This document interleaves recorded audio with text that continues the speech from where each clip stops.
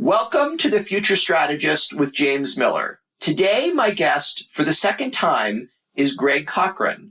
Greg was my most popular podcast guest. He got even more listens than my interview with Dilbert cartoonist Scott Adams did. Greg is a physicist who has studied evolution and human genetics. He is the co-author of The 10,000-Year Explosion, How Civilization Accelerated Human Evolution, and he blogs at West Hunt. Welcome, Greg. And thanks for coming on again. Hi, how are you? Oh, I'm excellent. Thank you. Okay. So, Greg, one topic you often explore on your blog is political correctness and kind of the harm that it does. What do you think? What is a way of handling political correctness? I probably don't really know, but I can at least have some thoughts on it. Okay. What do we mean when we say this? I said it's a certain kind of political stance that sort of insists that everybody conform to it, which is not unique, but they're the one in the saddle right now, and they're more that way than a lot of other people have been in the past, I think. There have been times in American history in which there would be people who had attitudes that were really very non-standard, but they managed to like Jefferson didn't fit in very well with the way the average American thought, but they still elected him president. Things like that. Or I can think of others, Oliver Wendell Holmes Jr. But these people, it's real important to shut other people up. And they have a fair amount of success, which is sometimes surprising to me because I say, screw them if they can't take a joke. Why do people listen? I said, a lot of people are worried about social exclusion, about jobs. Well, there are other jobs. People worry too much about, but it makes you think that Stalin really tried harder than he needed to, because he shot lots of people to try to get conformity. And Americans, apparently, you don't need to go anywhere near that far. Yeah, you just need to threaten to fire people, and you'll get most of them to shut up. Look, threatening tenure, threatening not being invited to parties, saying, we're talking. Of course, maybe Russians are tougher than we are. Well, yeah. Certainly most of them who lived under Stalin probably got to be tougher than we are. One way or another, yeah. But I don't really, it's concentrated in certain areas. It's much more true in academic life than in general life, I think, although it's sort of spreading. Yeah. But, I don't really understand it. And it's people might call it left wing, but it's a completely different thing than the things we called left wing a long time ago. It's not talking too much about class differences. It doesn't worry too much about whether the average guy makes money or has a decent job. It's much more interested in completely other things. It's sort of hard to find any continuity between them and, let's say, the Labor Party in 1948 or something. Probably you can't. But there's a kind of continuity because, of personnel, I think. Those people are old now, but, their children, certain groups, they're still the left-wing groups, even if the things they say are wildly different or the things they apparently care about are wildly different than they used to be. Yeah. I think there's still a fair amount of the same crew is there. And not entirely, but. And they seem today to believe in the blank slate hypothesis that we're all born equal in every way except for what status our parents have. No, they were sort of for that in 1948, but they were much more interested in producing steel or tanks or inoculating people. If your old-fashioned leftists hadn't had these bad habits of killing so many people, I probably would prefer them and certainly I kind of feel as if I understand them better in some ways, but that's probably an illusion. I probably don't really understand anybody. But the blank slate thing is important to them. The evidence is pretty strongly against it. There's certainly like if any personality characteristics are heritable, and then the blank slate is fairly wrong. And since when people measure it, almost every personality characteristic is fairly heritable, they obviously are wrong.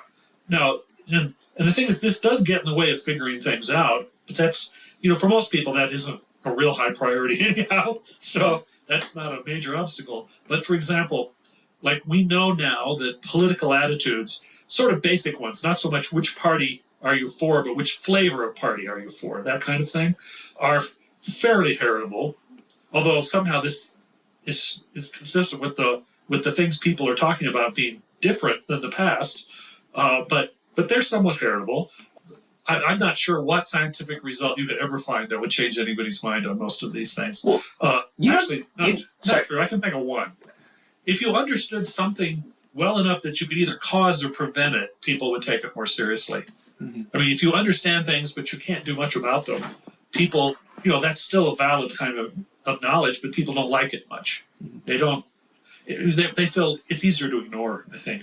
So you don't think that gene sequencing is eventually going to destroy the blank slate view, that assuming that a lot of things have a genetic influence, if we find them and scientists publish papers saying, look, just give me someone's genome and I can tell you with 80% accuracy who they voted for in the last election, you don't think that would work? Or let's suppose I could say, how well they did on the SAT I can predict or something.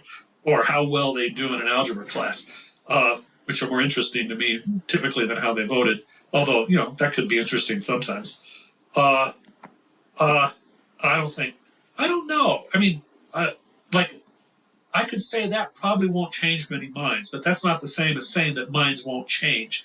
Minds change, and it's hard to say why. I mean, sometimes you understand it. Like you could say, like between, say, 1942 and 1946, there were a lot of Germans who changed their minds about their natural right to step on everybody in Europe.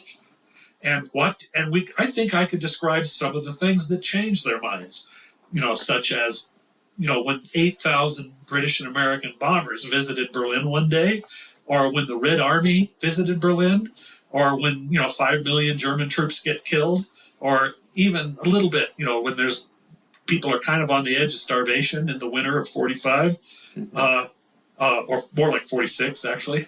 Yeah, you could change people's minds. You just have to get their attention first. Imagine we get a better understanding of how genomes influence personality, and embryo selection becomes a big thing, where when you have a kid, the couple produces 20 embryos, and a lot of people are then taking the embryos to geneticists, and they're saying, okay, these are the likely personality traits. Then do you think pretty much everyone who could afford this technology would be saying, okay, well, I do believe it, and I'll make use of it to get the type of kid I want? Not immediately. I mean, maybe not at all. It's sort of, I mean, I don't understand people well enough to tell what they're going to do in the future, except sometimes, like maybe, when they would probably choose not to starve to death. And by the way, I'd be wrong about that, because that's been known to happen. People have chosen to starve to death sometimes, not just Bobby Sands. When have people chosen to starve to death other than when they have a life where they're better off being dead? There was this tribe whose name I can't pronounce perfectly because they have a click in their language that they borrowed from the Bushmen, the Xhosa, which is, I think, the tribe that Mandela was from in South Africa. Back in the 19th century, a prophetess explained that if they would kill all their cattle and burn all their crops, that would make all the bad guys go away. The bad guys were the Zulu and the British, or the Boers, and that they would then be given new and more beautiful cattle. And they tried it, but it didn't work. Many of them starved to death. So, people can be pretty screwy. In fact, like you can sort of say there's a sort of practical limit of how screwy you can be, which is when you manage to, you stop growing food successfully, or you accidentally get into a war that you all get killed. And I think people have an impulse to skate along that edge as close as they can. Certainly they're doing it right now. But people can be suicidally crazy as a society. It's happened. I mean, like when Germany they're fighting England and they haven't really finished it.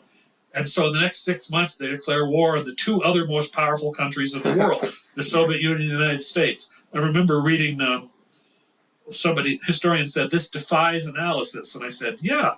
Or there were guys, which is something to worry about, by the way, that, deterrence might not work. But there were people who knew a lot about Japan and said, well, they won't declare war on the United States. They said, why? Because they'd lose. Yeah. Which was, if anything, clearer than whether Germany might possibly have had a chance, maybe, if they'd knocked Russia out of the war. Japan never had a chance. They had an industrial economy about a tenth the size of the United States or something back then. But they did it anyhow. Yeah, I think it was forgivable for us not to think the Japanese would be that stupid as to attack us. Well, I can tell you some of the guys who made that mistake had trouble forgiving themselves because they said, it was their job to project. It was their job to figure it out, and they came out wrong. Navy guys who a lot of their friends got killed. Mm-hmm. But it was hard to see, I think. Any rate, there's probably no real limit to how crazy we can be. Well, I mean, some people think that we're pushing extinction now. I mean, some people think with global warming that we're just doing something that'll destroy us. I myself, I think that AI is likely to go very, very badly and has a high chance of exterminating our species. I could imagine AI is a problem. I don't think global warming is going to exterminate the species. I mean, the world has been warmer at times in the moderately recent geological past. Talking about the Miocene, the Pliocene and stuff. And if anything, there was more life then than there is now.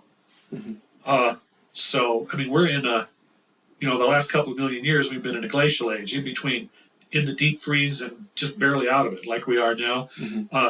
The problem with global warming, if the things happen that people project in the more pessimistic models is not so much that we're all screwed, is that we have trouble because of, at least to my mind, and I don't know everything about this, is that it would be change.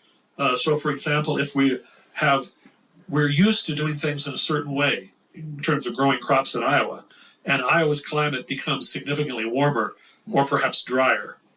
Drier would be more serious. Mm-hmm. Then the things we were doing don't work. It doesn't mean there isn't anything you can do, but you have to change. Change is expensive. Yeah.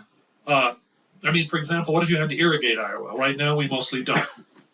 But if we did, well, we could, but it would not be simple. Mm-hmm.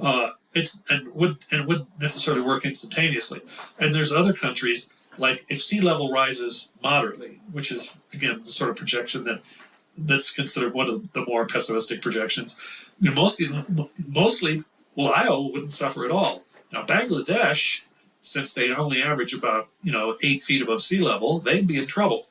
So, but that's nothing compared. That's not a threat to the human race. It's not even a threat really to our current general technology and way of living. It's saying that you would have regional trouble. So you don't think there's a chance of a runaway greenhouse effect where we become like Venus? Well, not unless there's stuff that nobody knows about, because we've certainly had the whole world much warmer for very long periods, like the entire Cretaceous was warmer. Mm-hmm. Things were warm up fairly close to the poles. Mm-hmm. And it didn't spiral like that. So, maybe I'm missing something, but I don't think so. Okay. Although I suppose if we carefully burn every bit of fossil fuels and end up, I guess I'd have to look and see what's the upper limit. Although on what's the maximum amount of carbon dioxide you could, certainly if we get up to 4%, that's bad, because then you start to keel over. Okay. But right now we're at about 400 parts per million, and that's not very close to that. So we're safe for quite a while. Well, so you think AI in terms of breathing? Okay. Yeah, go ahead. So you think AI could be a big risk? Maybe. It's not something that the Earth has gone through multiple times in the past and came out. At least I don't think it is. Yeah. Although, yes, I'm supposed to come up with at least one insane theory, by popular demand. Okay. And, that has not been previously mentioned. And my favorite is that, which I don't actually believe, but that's why it's an insane theory, is that it turns out that all the massive extinctions all correspond to the evolution of some intelligent life form on Earth. And they just didn't leave a trace. And and their reach exceeds their grasp after a while. Mm-hmm. They learn how to do things, and they're not probably their technology gets stronger than their common sense, and then they make a mistake, and then that's the end of that, and you have a mass extinction. So the idea there must have been something that lived at the end of the Cretaceous that I figured they were doing asteroid mining. Mm. Oh yeah, and they crashed one in. Made a little mistake. Yeah. And previously something else became intelligent at the end of the Permian and did something else bad, and that was worse, by the way, than the Cretaceous extinction. Mm-hmm. And so that's my model. It's all intelligent life destroyed everything. See, this also kind of fits with the Fermi paradox. Yeah, I was thinking that too. Because, if this is happening on a lot of planets, it would explain why we haven't encountered extraterrestrial life.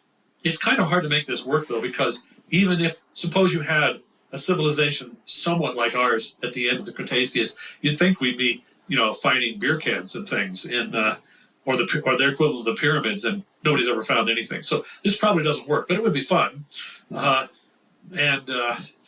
suggest if we were lucky, we'd find, lost cities and ancient technology and other fun things. Yeah.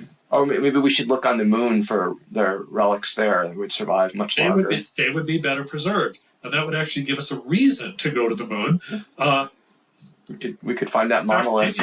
Maybe that's why we went to the moon back in the 60s. I hadn't thought of that. I was imagining a second race to the moon, but maybe that's what it was all about. But I don't think so, really. Well, if this is true, we should be altruistic towards the next generation, and we should leave things in space that will be easily found. Well, but the point is, when you speed up this process, it just speeds them up killing themselves. How altruistic is that, really? Well, it could just be a warning then. It could be, look, we made it this far. Something got us. As of this writing, we don't know what it is, but be very careful. Yes, but the idea is that each goes a little farther, because they learn from the technology of the last one. Mm-hmm. So we would go on and make, that would at least be something to aim for, making new mistakes, rather than making old mistakes that have already been made. We wouldn't want to make those Permian mistakes. That would indicate that there was no real progress. We have to make bigger and better mistakes. Yeah. And of course, there's a chance if we avoid the mistakes they made, we could, start to colonize other planets, and we could, escape being trapped on one planet. And we could diversify ourselves. There's a lot of mistakes to make. Otherwise, you'd think there'd be people spreading through the galaxy, and we haven't seen any sign of it. It's probably mistakes all the way down. There's always one new way to kill yourself. Yeah. But as you get more and more sophisticated, of course, the other thing is you could just go screwy. We were talking about some of the things that science does not seem to support, that people believe in more now than they did, let's say, 40 or 50 years ago. In terms of blank slate stuff, that wasn't as there's been a tendency along for some time, but I don't think it used to be as compulsory as it is now. Mm-hmm. In most universities. Yeah, well, political correctness has gotten a lot stronger, although my guess is in some ways if there's more scientific evidence for a hated view, then you've got to have stronger defenses against people believing that hated view. Well, and there's also the argument that one way to make something a good test of group membership is you don't ask them to do something reasonable, because does that prove that they're loyal? Mm-hmm. I once said, what if you had a group and the way you proved that you were a true vetted member was that you took a pretty girl out and had ice cream with her on a hot summer day. That was the test you had to pass. Right. Well, I mean, I wouldn't tell you much about your loyalty to the group, but if you think about like the way the Plains Indians would certain tribes would they'd stick all these little skewers into your chest and hang you from the top of the you would hang suspended by these things that cutting into your flesh. That's a sign you mean it. Yeah. And perhaps what we're talking about here is they're asking you to believe crazier and crazier things as a sign of group loyalty. Yeah, well, that's part of the idea behind religion, isn't it? Where they try to get you to agree to things that just seem crazy in order to prove you'll go along with the general views of the religion. Maybe. I don't know. Being fairly religious myself, I probably am not. I'm probably already trapped. Okay. But maybe. Okay. But they don't usually try to make it infinitely complicated unless you're a theologian. Well, they have different levels, right? So no matter what your level of intelligence, there's the right beliefs that'll fit in for you, all the way up to as smart as you can get. There are groups in which the average person doesn't know any of their key beliefs, because you have to study with a master for years to find out what it is that you're theoretically believing at all. The Alawites in Syria are like that. I don't think the average Alawite knows what he's supposed to believe at all. But they're so non-standard. They're probably not Muslims. But it has been said that they are Shiites without being Muslims, which is actually quite a trick. But for example, they don't build mosques. They drink wine. They celebrate Christmas. They were traditionally their women were fairly emancipated, but for a completely non-standard reason. It was because they were believed not to have souls, so it didn't really matter. Oh gosh! You haven't heard that? You haven't heard that? I hadn't heard that. The men do have souls, though, but the women don't. Yes, the men do. There's also, but since a lot of this stuff is secret, we may not understand it perfectly. There are also indications they believed in reincarnation and many other things. But in general, they live in a precarious situation because, kind of by luck, they're a small fraction of the population of Syria, but they ended up running the show. Partly because back in the day when the French were hiring cops and soldiers, most people wouldn't do it when it was a French colony, when Syria was a French colony. Most people wouldn't do it because they didn't like them. And so there was a despised minority group that was willing to become, join the gendarmerie. And after their independence, they tended to have a pretty strong position in the army. And eventually, they took over. And the problem is they can't afford to lose because one of the more unstable situations is where you have a despised minority is ruling, and it tends to get worse with time because they tried some things to get people to they tried to offer the general population something, but after a couple of revolts which they crushed, they went from being ruled by somebody despised to actually hating them a lot. And so they're kind of in an unstable situation. I've heard people think, if they actually lose, they're probably pretty good candidates for a massacre. There's a common saying among the rebel groups in Syria, which was Christians to Beirut, Alawites to the grave. Oh, so probably the only way we could broker a peace is to let all the Alawites leave Syria and become refugees or live in other countries. Yeah, put them in New York. Nobody will notice. I mean, in fact, I sometimes occasionally think of particularly difficult groups that we should just insert New York just to see what happens. Well, for example, in Zimbabwe, for quite a while after Mugabe was running the show, he wasn't too bad. I mean, he was practical, but then he decided not to be anymore. He was in there for 10 years before he started doing the things that screwed up the economy in Zimbabwe. Yeah. And so it's been a while in South Africa, and they have been, not perfect, but it's possible to do business in South Africa. They want to bring in the tax money, that sort of thing. Right. I mean, the economy isn't great, but it's still running, and it's at a level which is, more sophisticated than anywhere else in Africa. But they might change their minds, and then we could have the Boers move to New York, which I think would be interesting. Yeah, I think it'd be interesting for U.S. politics. What if, something awful happens and all the white people want to leave South Africa and Republicans figure, they'll probably vote Republican, we'll let them in. And you'll probably have the Democrats saying, oh, no, it wouldn't be a good cultural fit. They've got beliefs that are inconsistent with American values, so we can't let them in. The Democrats are almost infinitely for immigration, but they didn't, like when Saigon fell, they didn't want Vietnamese coming here. for just the reason you said. Partly because of how they might vote, other reasons too. But right now, though, it's got the immigration thing has gotten, I don't know. It wasn't.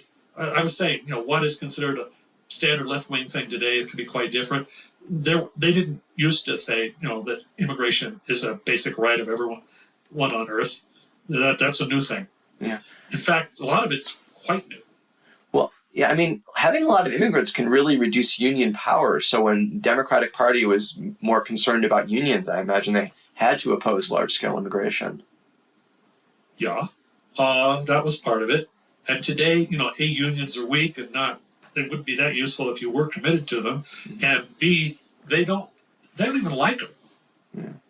I mean, particularly maybe a white-collar union like teachers, there's maybe room for them. But they don't like people who work in a factory with their hands. Why they say, they haven't hurt me, but the sort of people who run the New York Times, or let's say an Ivy League university, and you can correct me if I'm wrong, I don't think they like them. I don't know if there's dislike, it's more disinterest. Could be that. But I think there's some dislike too. Probably increasing with time. In a sense, there were foreshadowings of this a long time ago. There were members of fairly radical groups, SDS. Mm-hmm. Some of them did things like they get a job at GM and try to radicalize the workers, which they had zero success. Particularly like they get beat up. Well, my favorite version of the story, there was one guy who joined. He got an assembly line job with that. And then he just ended up working there for the rest of his life. He said, this is a pretty good job. I got a house and a family and everything. So, he was de-radicalized by the UAW. But I think, you could sort of say the first sign in this direction. Well, there were sort of signs even with Roosevelt, but more with Adlai Stevenson, probably. University people should vote for this party. Mm-hmm. Of course, it's funny because, I don't believe that Stevenson, voluntarily read a book in his adult life. But evidently, maybe it was wearing glasses or something. Eisenhower actually did. He read things like Carlyle. Sartor Resartus was his favorite book. And, classical history and stuff. But he didn't go around talking about it because only an idiot would try to point out how much smarter and better educated you were than the average voter. Yeah. But he was. Although people did know he had experience. That was not a secret. Yes. Well, yeah, he was certainly one of our most qualified presidents. Well, we can't really afford to teach many others the way he learned. No. Let's hope stage World War III just so the president will finally, make his bones. I don't think we did it for that, but think of it as one of the positive side effects of World War II. Is at least we had a few people came out of it who knew something. My great grandfather was driving a wagon with Abraham Lincoln in the back, he was going to make a speech right after Stephen Douglas had finished his speech in my hometown. This was before they had the regularly scheduled debates. At first, Lincoln just showed up and spoke immediately afterward. They had a debate rule, and the Democrats said, "Well, that's unfair. Douglas is famous. You're stealing the crowd." So a bunch of Democrats tried to block that wagon, which is why my great-great-great-grandfather had to clear away with his bullwhip. So you really have the Republican genes in you. I would think so at this point. There's talk that President Trump is going to want to implement a major infrastructure building project. Do you have ideas for what do you think we should be building in terms of infrastructure? I have a few, but I more have questions. I think it's an interesting question. There's a lot of things where there's every reason to think we've neglected. Like the average bridge, the average dam, they're pretty old at this point. Mm-hmm. So there's clearly things that need to be, like it was sort of shown recently is with this Oroville Dam problems. Oh, yeah. California has not been in the mood to, keeping steady maintenance going on is never exciting. Yeah, that's just boring economic activities. But it's important. But there are certain kinds of things which might kind of fall in the infrastructure category or in a more general version that I might have some opinions about. I mean, I can think.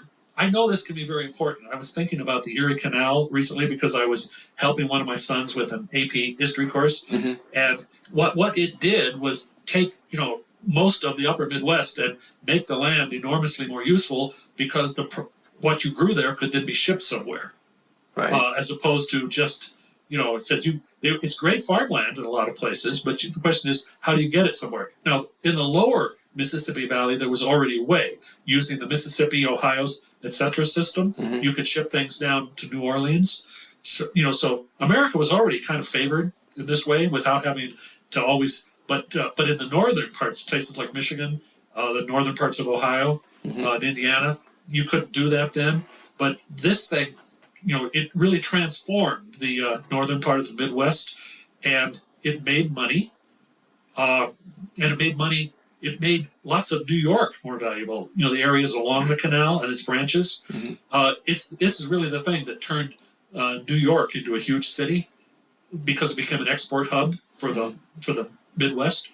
Now, of course, the thing is when you do things like that, there's a tendency to do the most sensible one first, and then the next most sensible one. I mean, this is just economics, right? Right. And then after a while, you're doing the ones that don't make any sense at all. Particularly because there was competition in terms of other things coming up, like railroads. My favorite version of this, there's a river in, I think, Mississippi that comes up close to the Tennessee River. It's the Tombigbee River. And partly because the Erie Canal had been so successful, you could sell bonds. Usually you sold those to people in Europe who had capital. The United States had opportunities, but not so much capital. So these days, Mississippi and Alabama were a territory, and the territorial legislature made a plan to build this Tennessee Tombigbee Canal. And they sold bonds, mostly in England, and then, from what I've read, they took the money from those bonds and they split it evenly among the members of the territorial legislature, and no one even picked up a spade. They stole every single dollar perfectly efficiently. By the way, they did finish the Tennessee Tombigbee Canal like in about 1985 or something. I don't know if it's used much, but it has been built. But there is a possibility of these things having a huge payoff. But here's one. This sort of falls in the maintenance class, but it's not one usually mentioned. I mean, people talk about dams, fixing roads, bridges, and that's probably all reasonable and valid. But it strikes me that we have antibiotics are losing some of their punch. And that can get serious. If you eventually get an infection that they can't deal with, it can kill you. That's one of the things. That's part of the story that what happened to Henry. It happens to a lot of people. You get antibiotic resistant. Particularly there's a particular form, pretty common, methicillin resistant. Staph aureus, MRSA, kills a lot of people. So wait, Henry was your co-blogger, and he died Henry recently? Yes. Yes, back about a year ago. And it happens to many people. Okay, the thing is there are ways, when things become resistant, there are ways of getting around it. Sometimes you come up with a completely new drug. Sometimes there are ways of reactivating an old drug. For example, if you know the mechanism that the bacteria is using to get rid of the antibiotic or to deal with it, sometimes we can do something that interrupts the mechanism. There are drugs that are routinely used that work that way. They use something that by itself would not work, although it used to work by itself, but they add something else that jams the resistance mechanism of the bacteria, and they're both in the same pill. You take them, it works. But the thing is, when you have a bunch of antibiotics around, there doesn't seem like there's a need for a new one. And antibiotics, generally speaking, are not the preferred drug to make because you don't take too much. Like if they work right, you just take a little bit and then you quit. They're not a maintenance drug usually. So you can't charge a lot for them. Well, you can to some extent if it's new and on patent. But you make more money with something that you take every day for the rest of your life. Mm-hmm. It's probably true that our incentives for drug development, our economic incentives, don't work as well for new antibiotics as they might. The answer is, well, so what? Do it anyhow. I mean, in other words, like in the right situation, you always have 2 reserves or 3. Mm-hmm. Like it says, we stay on top of it. I said, if technically we can, without enormous expense, and I think we can. We've been doing it for years. People say, well, but we can't do it because we can't make money at it. I said, well, NIH has a very big budget. Why don't if it is a case of market failure or perhaps people not thinking ahead enough, just do it anyhow. Mm-hmm. We can do it. I mean, penicillin was such a project. There could be others. So you think there's a lot of potential for developing new antibiotics? Yeah. There are things we know that we could make better use of. Like we know that the great majority of all, say, soil bacteria or most other bacteria are things that we can't grow very well with standard culture methods, mm-hmm. Agar plates and so forth. Mm-hmm. Well, I know this sounds old-fashioned, but we could pay people to develop new culture methods. There's things that we don't do much anymore because they're old-fashioned. Like people are more likely to study molecular biology than they are microbiology nowadays. More money goes into it. But let me tell you, more utility comes out of microbiology than out of molecular biology. I mean, like penicillin is worth more than all the gene scans that have ever been done and will be done for many years to come. That's also true of streptomycin, and it's also true of aureomycin. And, those things are very valuable. So it strikes me that a reasonable plan, and maybe you could do this by the right incentives to places like Merck, although I wouldn't bet on it, is you make sure that you always have that you stay ahead of antibiotic resistance. Now that might also mean being careful about how you use antibiotics and not unnecessarily generating resistance. There's ways to avoid that to some extent. But I mean, it's something we could do. At least I think so. And you'd like that should be defined as part of our infrastructure as having antibiotics in reserve. Isn't that a sense? I mean, if it's doable and if it's useful, and it's the sort of thing that if you don't keep on top of it, it gets out of hand. Yeah. Oh, it's not exactly infrastructure, but it's like it.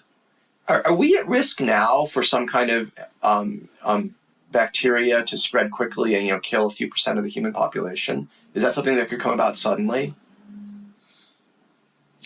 Maybe more likely with a virus than a bacteria. In general, it's harder to produce. We don't have as many wide spectrum antiviral agents and so forth, although we have some things in those areas. Maybe. I don't know. I mean, traditionally, the very worst things have often been, well, not all. I mean, smallpox is viral. Mm-hmm. The Black Plague is a bacteria. I guess they're both possible. But there is a way to think of it, which is that the viral things tend to be kind of difficult because they're ending up using your own cellular machinery. Mm-hmm. Whereas bacteria, at least fairly often, the drugs we use work because they play on the differences between the bacteria and us. For example, bacteria have a cell wall. Human cells don't, or mammalian cells don't. Chordates don't, etc. Animals don't. So if we have something that interferes with the synthesis of the cell wall, you can end up with something that's quite toxic to the bacteria and may be close to totally harmless to humans. That's what you want in a drug. You want a big ratio between the between the dose that starts to cause side effects and the effective dose. Like when penicillin first came out, the amount of it that started to cause trouble was something like 2 million times more than the amount you needed.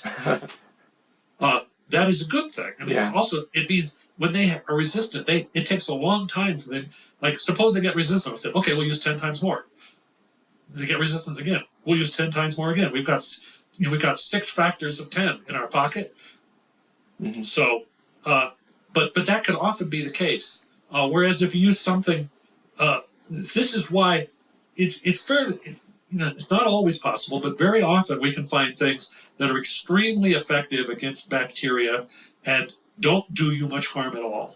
Now, something which is a contrast, which is much the other way, is chemotherapeutic agents against cancer. The problem is the differences between a cancer cell and a normal cell are not very big. Mm-hmm. They're both human cells. Right. One has just mutated in some way that it's taken the brakes off some growth processes, basically. Mm-hmm. But they're still very much like. So the problem is when you take chemo, it's nearly as toxic to you, or at least some of your normal cells, as it is to the cancer cell. So that's a problem.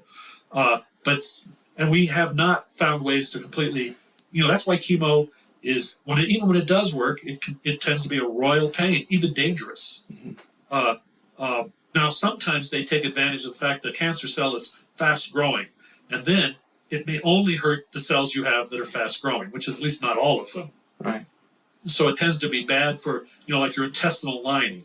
It tends to be like your hair falls out because that's fairly fast growing. The hair is synthesized fairly fast. Well, your central nervous system doesn't really you don't grow new neurons, at least not much in adulthood, and so the chemo may make you sick as a dog without making you an idiot, or ruining your mind.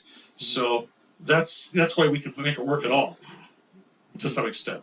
And also the other thing is you can find a way to make the treatment localized, which we can do sometimes. For example, with thyroid, we could use radioactive iodine, mm-hmm. which naturally concentrates in the thyroid. But in general, we use these differences. And with bacteria, like let's suppose we had a new bacteria that every single standard antibiotic it was resistant to, and it would spread fairly easily. We'd probably still find something to do because we have, for example, there are antibiotics we don't use anymore because we have better ones. But that doesn't mean that they've totally lost all their punch. It might be or because the side effects were too serious. There was an antibiotic called chloramphenicol mm-hmm. that people, they don't use it anymore because in a small fraction, like maybe 1% of the people who took it, it would screw up your bone marrow, at the point where, that was dangerous because your bone marrow was not working. You weren't making new white cells or something. Mm-hmm. So, you were reluctant to use it. But suppose we had this new epidemic and it's, the new Black Plague or something. I said, well, I'll use chloramphenicol because it's a lot better than the Black Death. Yeah. So we have a lot of things that we could kind of sort of use, but that are far from ideal, but they're there. They're in the pharmacopoeia. So I guess I'd be kind of surprised. I'd be less surprised with a virus because we don't have as many really good general things against a virus. How worried should we be about, bioterrorism and once the terrorists figure out how to use CRISPR? Will they have the potential of wiping out mankind? Probably not. I mean, if you suppose you could edit the genes of a bacterium, mm-hmm. it doesn't mean that you necessarily know what changes you wanted to make to cause so much trouble. Although, maybe somebody knows some of this. I mean, there's certainly people who have worked on this in the past. Biowarfare, right. People have worked on it, although with much weaker tools than today. But, terrorists, it's hard to think of terrorists who have a lot of technical skill. Are not a lot of them engineers? Well, I mean, some of them are randomly been engineers, but I can think of a few examples in which that actually showed up and they ended up making something really fancy. Mm-hmm. I've heard of people projected it onto them, but I don't think it was true. What's his name? The Egyptian who came up with the 9/11 plan. Oh, yeah, I can't recall. People have said, I think he was a civil engineer. People said, well, he must have anticipated, how the towers would fall. I said, no, he didn't. Mm-hmm. He's just a guy. He's not Superman. I don't think any of them knew. I mean, I think the guys who planned it were probably happy to cause as much trouble as they did, but I doubt if they expected to collapse those buildings. Mm-hmm. I mean, you'd have to know a lot. Possibly more than the guys who built the buildings. I heard people say that at the time. Well, this just shows how sophisticated they are. And I said, no, it doesn't. They're just idiots. But in a sense, they were lucky and we were unlucky. It caused more trouble than it might have. Mm-hmm. But there was this group in Japan, Shinriko. Right.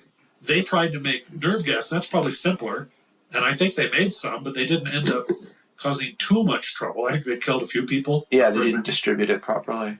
But the classic thing, science fiction often treats these things better than, Beltway experts, if only because they're just, better. Science fiction writers are just better people. But there was one in which somebody, I think he's got mad at the IRA or something, just because they blew up his entire family in the story. And so he synthesizes some virus that I think essentially sterilizes almost every guy on Earth. I think he was originally aiming at the Irish, but, it spread. It was called The White Plague. It was a book by Frank Herbert. And I think, there's only a very limited number of guys who can now sire children. And they are now pretty busy at that, since there are, like 1,000 women for every fertile man. And I don't actually think this was a great idea on his part. But could he? Well, can you think of anybody who was an expert in anything who's ever done anything very sophisticated along the lines of terrorism? Not very much. There's been a few sophisticated bomb makers, conventional bombs, but it's all these things are very rare. Of course, again, if we're talking something infectious, maybe once would be too much. Right. I don't really know. Well, you don't think you could get to the point where it's so much ridiculously easier to create bioweapons than to stop them that an angry, college student, if he's majoring in biology, could kill 1 billion people? Well, if it helped, most biologists aren't really that good. Really? Why do you say that? But it only takes one. Why do I say that? Because it's true. The average biologist isn't doing anything very close to this, so you can forget them. Okay. All right. Somebody goes out and watches snakes in the Southwest. Okay. But, what fraction? I'm trying to think. All right. I'll run through my idea of all the people I know or know from a distance, reading their papers and so forth, in, let's say, in human genetics. By the way, that's not the perfect map, but those are the people I mostly pay attention to. I don't read as much about the guys who are doing bacterial genetics or something. How many of them could do something like this? I don't know anybody who knows enough to do it. But maybe you could take something existing and make it worse. That's probably easier than making something terrible from scratch. Oh, so what the Soviets did with smallpox, so they weaponized it. Yeah, something like that. Maybe. Smallpox by itself, classical smallpox, would be pretty dangerous because increasingly people are not inoculated against it. They stopped inoculating people about 40-some years ago. I was inoculated as a kid, but my kids aren't. Most people aren't nowadays. Must be 6 out of 7 billion people haven't been inoculated, or some number like that, 5 out of 7. I don't know exactly when it stopped everywhere. But I don't think anybody's inoculating for smallpox anymore. So young people are vulnerable. And with things like, jet air, fast transportation on jets, maybe it could spread rapidly. Yeah, smallpox would be scary. Although, it wouldn't kill everybody. It did before. It would kill a lot of people, though. It would be pretty horrible. And if you knew it was happening, could you stop it? I'm not sure. There are actually 2 questions there. One is, given a decisive, intelligent person knowing what is currently known, best practice, could you stop it? That's question 1. The next question is, would we stop it? What fraction of people will buckle up without government pressure, like, fines, making it illegal, etc.? No. About a quarter. That's really shockingly low. There are a lot of things like that. I've heard that before, and it just seems wearing a seatbelt is so obviously the right choice that if people aren't doing that, what other messed up things are they not doing? I once had a girlfriend who would not wear a seatbelt, and I was trying to insist upon it while we were driving along the Santa Monica Freeway. And she said, if you keep saying that, I'll just jump out of the car. Oh, God. But you were talking about how messed up in other ways these people are? Well, actually, that would be another story. Because she certainly was. By the way, I said that because I didn't want her to get hurt, which I would also probably have said if I was just taking a little old lady to the drugstore, because that's kind of my default.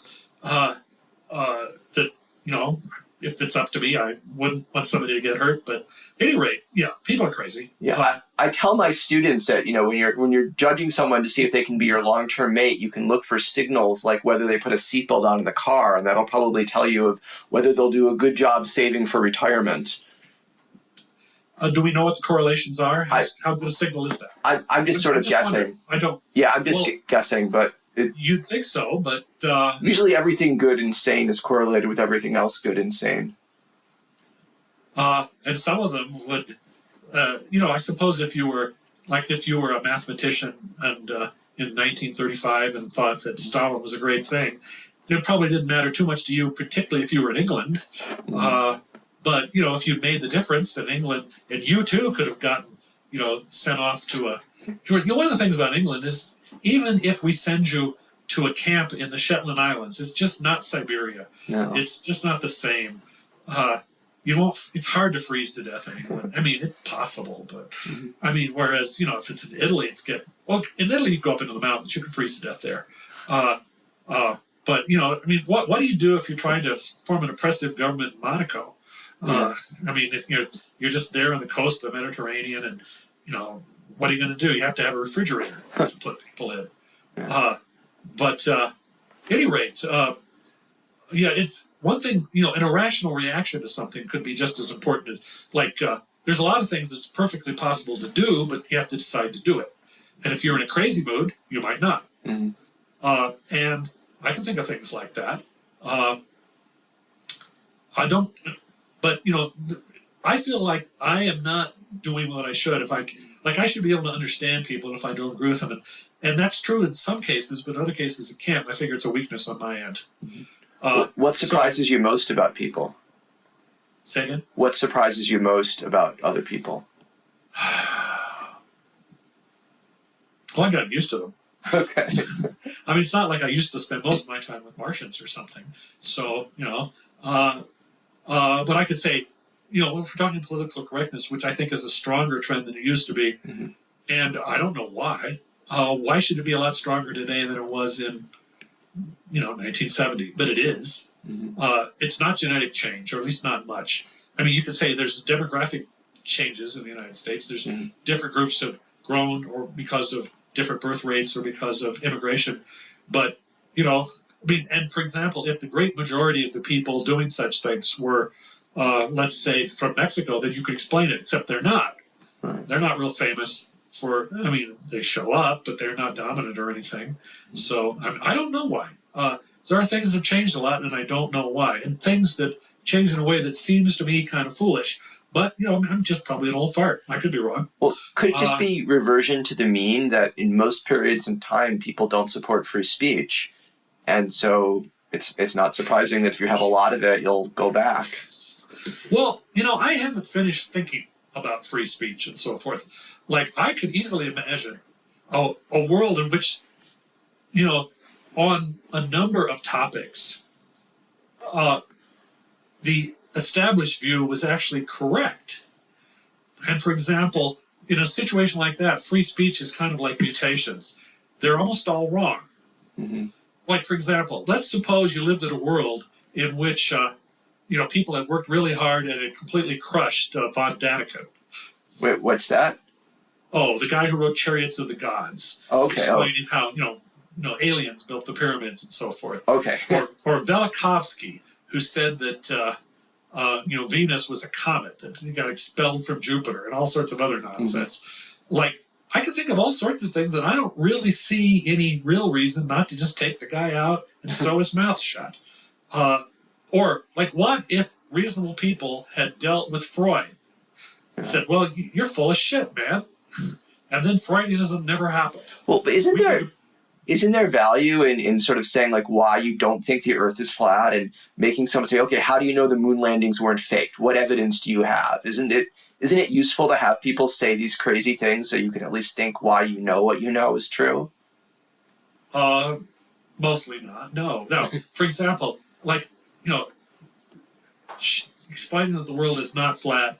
Well, actually, yes, it can be illuminating in some cases to explain, you may have noticed that, as this ship sails away, that first you don't see the lower part of the ship, the sail is the upper part is the last place to vanish, and explaining this in terms of basic geometry. But even then, you get tired of explaining it over, over, and over and over. What was the other example you mentioned? The moon landings were faked. Yeah, well, those people are just crazy. I mean, and so, for example, the usual idea says, well, we have to allow all opinions to be free, because otherwise we can't just say that only the sensible ones, because who could say what's sensible? Right. I said, well, don't worry, I'll say it. Somebody's got to do it. I'll be perfectly happy to. And there'd be a lot of areas where there'd be a gray area, and I said, well, maybe it's sensible. Well, Greg, you said you were religious, and what if your religion is defined as being nonsensible? Are you willing to accept that? It's unlikely to happen if I'm the guy defining it, isn't it? Well, that is very true, yeah. There you go. Okay. But, the point is, look, here's an operational question. Let's suppose I said, but that's just a bunch of crap. And I said, therefore, we will not pay people to teach it. Mm-hmm. Well, that would be a lot of things right now. Yeah. And suppose I had what was, an operational definition. A lot of people said, well, like you're addressing subject X. Can you predict what will happen? Do you have an efficient explanation of what has happened in the past? Can you post-dict? Can you predict? Mm-hmm. But there's whole disciplines in which they don't even pretend to. Mm-hmm. Now, the next question is, why do we have them? I can't think of a good reason. People said, well, you've got to believe in free speech. I said, but I'm not absolutely sure I do. Now, I am not absolutely sure I don't. I'm thinking about it, okay? But, see, it sort of assumes there is nothing that we actually know. See, if you actually knew something, because, there's no rule that you would have to have free speech about everything. Mm-hmm. Let's suppose you knew the answer to some question. Let's say that you knew that 2 + 2 = 4. Right. Now, would you actually have to let people say, well, maybe it's really 6, or maybe it's really a pig? People said, well, what about all the things you gain from people doing that? I said, I'm not convinced I've gained very much from that. And people said, but if you have to have free speech on all subjects. And I said, why? I mean, what if there were some subjects we knew the answer to, and others which it was sort of, iffy, and there's others which, truthfully, you could say, like, I don't actually know how that tastes to you, and it could easily taste different to you than it does to me, right? So there's things which really there is no single answer to. Anyhow, I'm just thinking about it. I mean, generally the people I see who are trying to inhibit speech typically strikes to me they're far closer to wrong than average. Mm-hmm. And maybe that's why they're motivated. Yeah. Because they figure that, not always, but sometimes people are sensitive to people saying things because the things they don't like to hear are strongly suspected to be true. Well, certainly. I mean, the insults that hurt us the most are the ones that we think might be true. Yeah, like what if I said that you were actually only 3 feet tall? Would you feel insulted? Yes, no, not at all. Right. I mean, mostly, they have some truth in them, or they're at least, maybe not truth, but at least plausibility. Mm-hmm. Like if it would hurt you in other people's eyes, perhaps. Right. But if I told other people you were 3 feet tall, they said, no, he isn't. Yeah. I mean, even if they didn't know you, they'd say, it's really unlikely. Hardly anybody's 3 feet tall. Anyway, belief is that you shouldn't be punished for wrong ideas, which I'd say, even if you didn't really try, because, people don't. Mm-hmm. I mean, most of the people who support, at least in things like politics, like, do you really think that, or a lot of cultural type things, do you think that Freud tried hard to get at the truth? Yeah, I don't know enough about Freudian theory to answer that one. You know how many cases were supposedly the number of cases that he analyzed that involved Freudian theory? No. 8. It's not very good. Really? And there were people who knew better than that back then. Yeah. Or, there's other things like that. Anyhow, see, I'm not convinced there aren't a few things you can actually find the answer to, and I'm not absolutely sure that letting people go on and talk nonsense about them, or, I mean, by the way, there's different degrees. You could let them, you could pay for them, etc. Mm-hmm. Like, for example, let's suppose we had somebody who said that women, given the right, given like comparable environmental things, would be just as physically strong as men. Mm-hmm. Okay, and therefore we should get rid of separate sex sports because women, they don't try hard enough because they don't think they have to compete with. Right. There is somebody who is a sociologist, I think down in somewhere in the South. I'm trying to remember her name because I blogged about her. And I said, I volunteered to have, settle this question once for all by me arm wrestling her. Mm. Okay. I'd probably beat her. Yeah. And that's ridiculous because she used to sort of be in some sort of athletics. She's youngish. 30 or something. I'm 63. Would I beat her? Probably. Why? Just looking at the numbers and the odds of upper body strength. I said, what she's saying isn't true. It's easy to prove it isn't true. I could prove it in 1 minute by arm wrestling her. Okay? Or at least people said, oh, yeah, but secretly you've been working out. I said, well, it doesn't show. Not much. Okay. What? Now, you could say, well, we have to let all speech be free because if we start picking and choosing, there's no end of it. And maybe that's right. But I tell you, there's plenty of places where we do pick and choose and where we don't necessarily try to subsidize every kind of madness. Mm-hmm. And we subsidize this. She gets paid. She gets paid with tax dollars, right? Yeah. She's at a public university. Why should you pay for people who are easily shown to be nuts? Mm-hmm. And but we do. Now, I don't think they're. Actually, they're kind of important, actually, because it isn't just one or two things. It's quite a few things. But we do. And if you're a true free speech advocate, then that's all part of the package. I said, okay, but am I absolutely convinced that the stupid parts of the package couldn't be separated out? I don't know. Maybe not.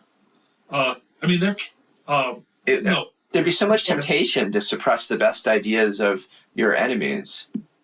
Well, the point is the only ideas I've seen right now I've seen suppressed are ones that strike me as having a reasonable chance of being true, or either that ranging up to absolutely certain. Mm-hmm. If it's wrong, it's protected.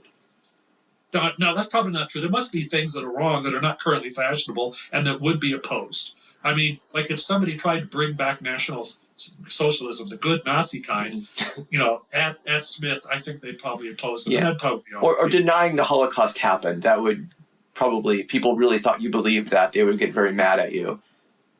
Well, they don't know anything about the history, so it's a symbol for them, but they're still right because it did happen. Yeah. But it's not because it's a symbol, and it's not because I believe in free speech that I really think. I think that because I know the history, and I'm pretty sure that's what happened. Yeah. I'm not sure I'm right about this, and I'm not even sure when I think about it. Mm-hmm. I kind of wonder about all the things that we're supposed to protect that I would be perfectly happy with just trashing. Like if I had suppose I had a psychology professor and he was explaining that he believes in orgone energy as Wilhelm Reich proclaimed, I said, I'd fire him. What is orgone energy? Well, there is no such thing, but it was something that Wilhelm Reich talked about because he was bored with being a Freudian or something. Mm-hmm. Suppose I had a guy who was a devotee of, I can cure mental illness by, getting rid of these engrams. In other words, it's a Scientology. Oh, okay. Yes. Well, but there's lots of things that are in the university today that are just as crazy. Mm-hmm. Why is it not right to get rid of them? Yeah. I don't think there was any scientific basis to Freudian psychology. Why didn't we just close it down? Mm-hmm. There's still a bit of it left. And most of the things that replaced it aren't valid either. Mm-hmm. Yeah, it's just impossible almost to find someone you can trust to decide, what can't be said. That's what I'm volunteering for. Someone's got to do it. And by the way, there's a way to limit the impact. You just give me a big stick. I can only be in one place at once. I'll just walk around and I'll say, hey, you're an idiot. And I whap them until they quit. I think, though, realistically, it's far more likely that you would be banned, the things you believe in would be banned from college campuses. They're already banned. What's mine? I don't have to worry about it. Well, they couldn't access your blog from college campuses or something. Actually, I think it's hard to get to in China, but that's true of lots of things. Yeah.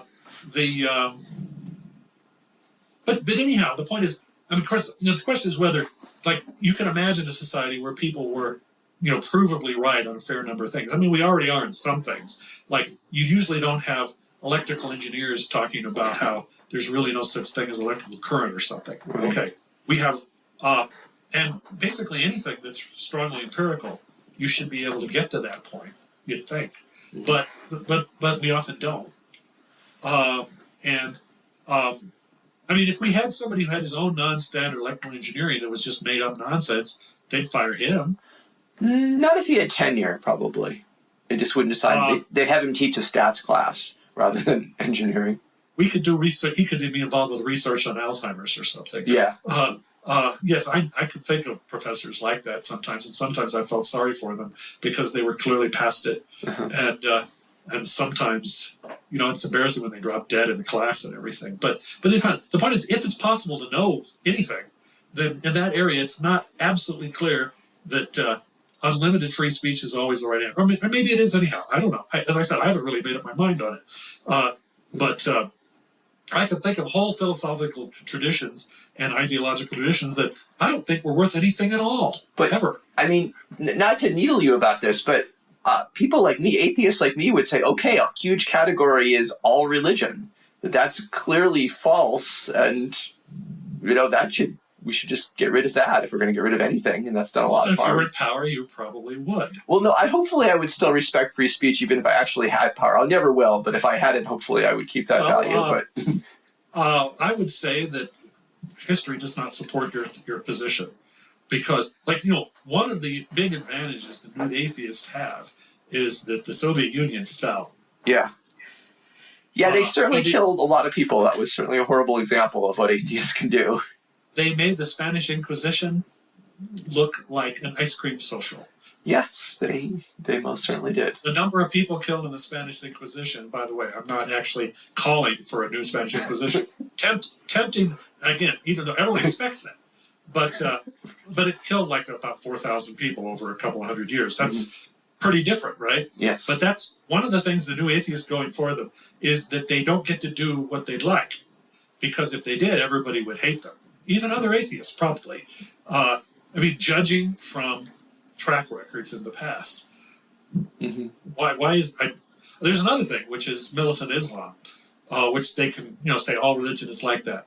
Although militant Islam looks pretty good compared to communism.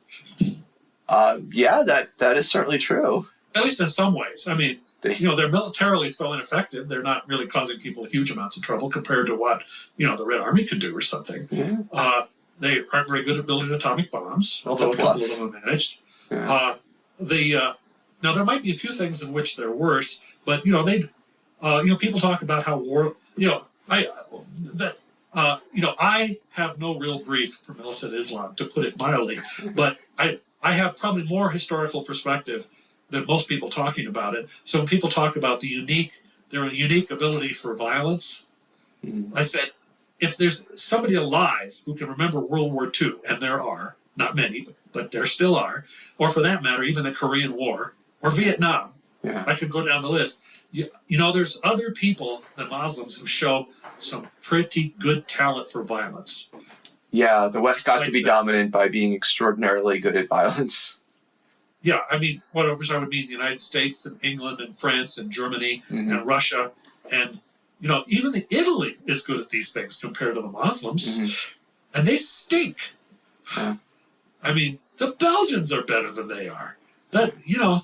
Everybody's better. They're terrible at it. Yeah. And I have people talking about them. I said, well, there's this huge strategic threat. I said, well, if we lay down and let them walk over us until the end of time, yes, they would be. But that's about the only way for it to happen. And maybe that will happen because we are in a rather strange place. But, if you wanted to, it wouldn't happen. It's not something they could make happen. Like how many Syrian refugees could force their way into Germany if the Germans didn't want them there? I said, I'm sure a couple people would sneak past, but basically none. Right. And, people talk about all this in a very strange way. Yeah.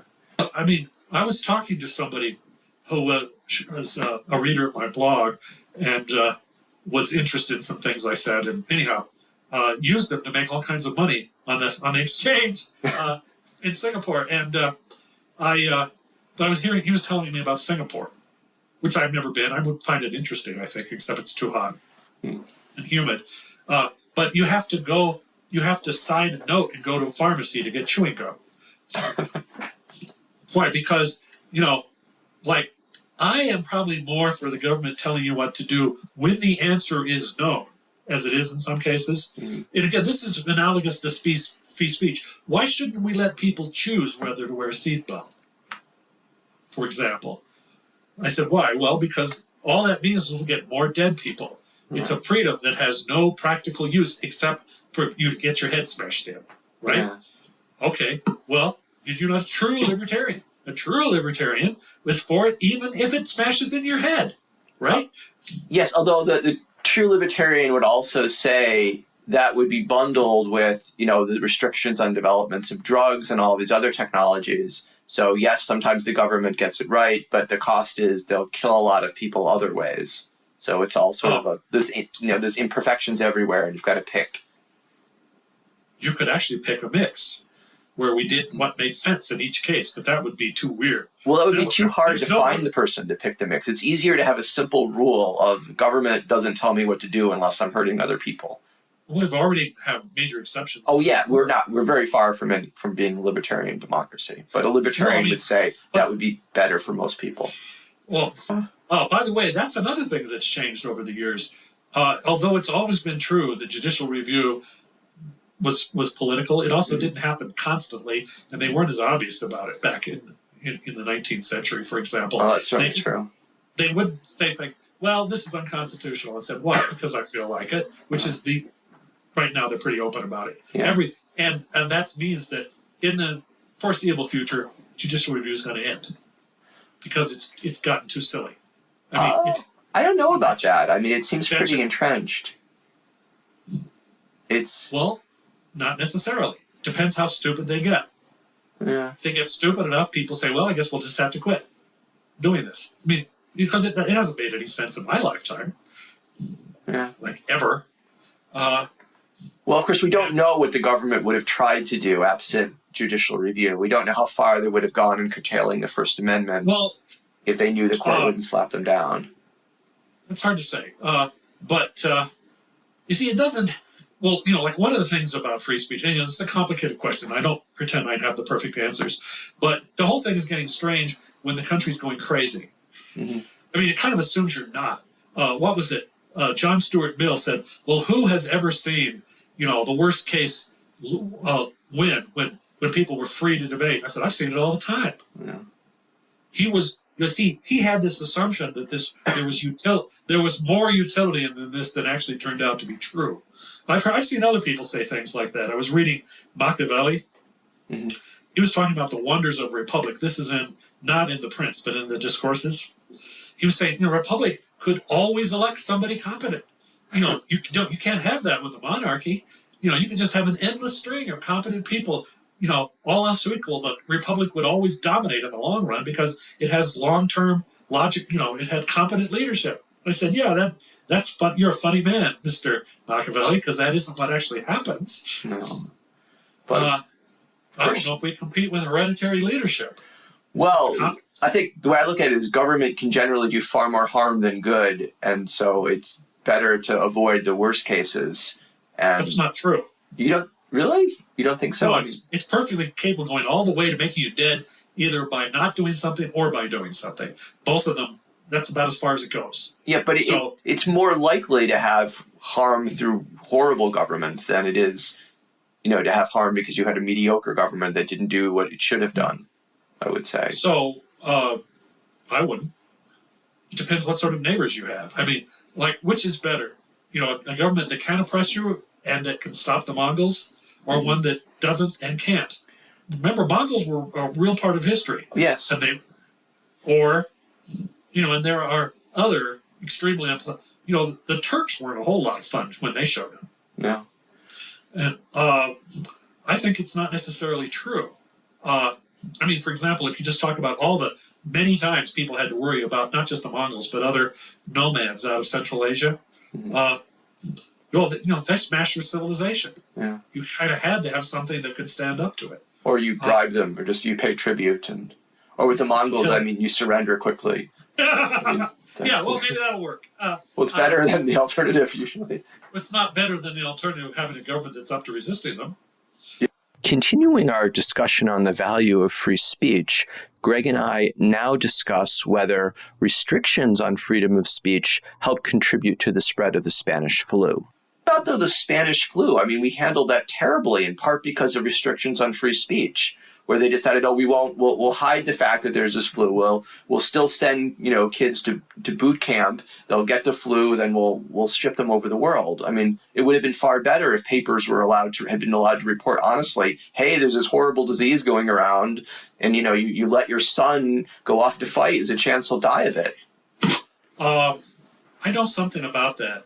What you're saying is not entirely wrong, but it's more complicated than that. Okay. One thing is, well, since I know that story pretty well. One thing is nobody knew what to do about it at all. Nothing. Nobody knew anything to do. We're trying. It was the sort of thing that in the future we got to know better, but in the not too distant future after that time, but people did not know anything useful to do about it at all. They came up with an incorrect cause. They blamed some bacteria that was not the right one. I mean, it's a virus anyhow. They did not have any useful. They have supportive therapy. I mean, look, if people keep feeding you and keep you warm, that's helpful. But, medicine itself, they didn't have anything to offer. We didn't know enough. But shouldn't the United States, wouldn't the same thing to have been to say, all right, well, we're just not going to be fighting for a while now. We'll just spend you money because this just isn't worth it to us. I mean, you did know that wars caused World War I. Well, just for the United States. I mean, Europe had different calculations, but shouldn't Woodrow Wilson have said, all right, sorry, we're not doing this now. It's not worth it for us because wars clearly spread disease. And I don't know that. See, this one was one that caught pretty easily. And since it got to everywhere on Earth, with one or two exceptions, you can't blame war for spreading it in South America, for example, because there wasn't at that time any wars in South America, but it got to every part of South America. So, by the way, there could be other cases where you were correct. In this case, and there are some who think it's possible that it evolved this high virulence, like Paul Ewald thought that perhaps being in the trenches was a situation that favored high virulence, and although I don't think we're at all clear that that's the case, but you could imagine the war certainly have spread diseases, but this one was so good at spreading, it didn't need a war. I say that since it managed in many places where there was no war. Okay. But I can tell you one story that goes the other way, which is interesting. I blogged about this too. American Samoa was you know that story? I remember your blog post on it, so why don't you go ahead? Okay. The point was that American Samoa was an American colony, basically of the Navy, and we were sort of benignly ran the place. We weren't stealing from the locals. We weren't particularly hostile to them. It was an occasional Navy ship would come there to get supplies. That was it. We had a Navy officer, a retired Navy officer, had been called up to become the governor of American Samoa, and we had certain advantages. We had radio, early radio, Morse code type radio. And so they heard about this before it came. And so he knew that Polynesians are more vulnerable than average to this sort of thing, having been populations that were pretty isolated from the world for a long time. And they had other flu epidemics that were, unusually serious. So he talked to the local chiefs, and they blockaded themselves. They said, no outside ship will land until this is over. And they didn't. There were neighboring islands, West Samoa, which had been German, had been recently grabbed by the Australians and New Zealanders.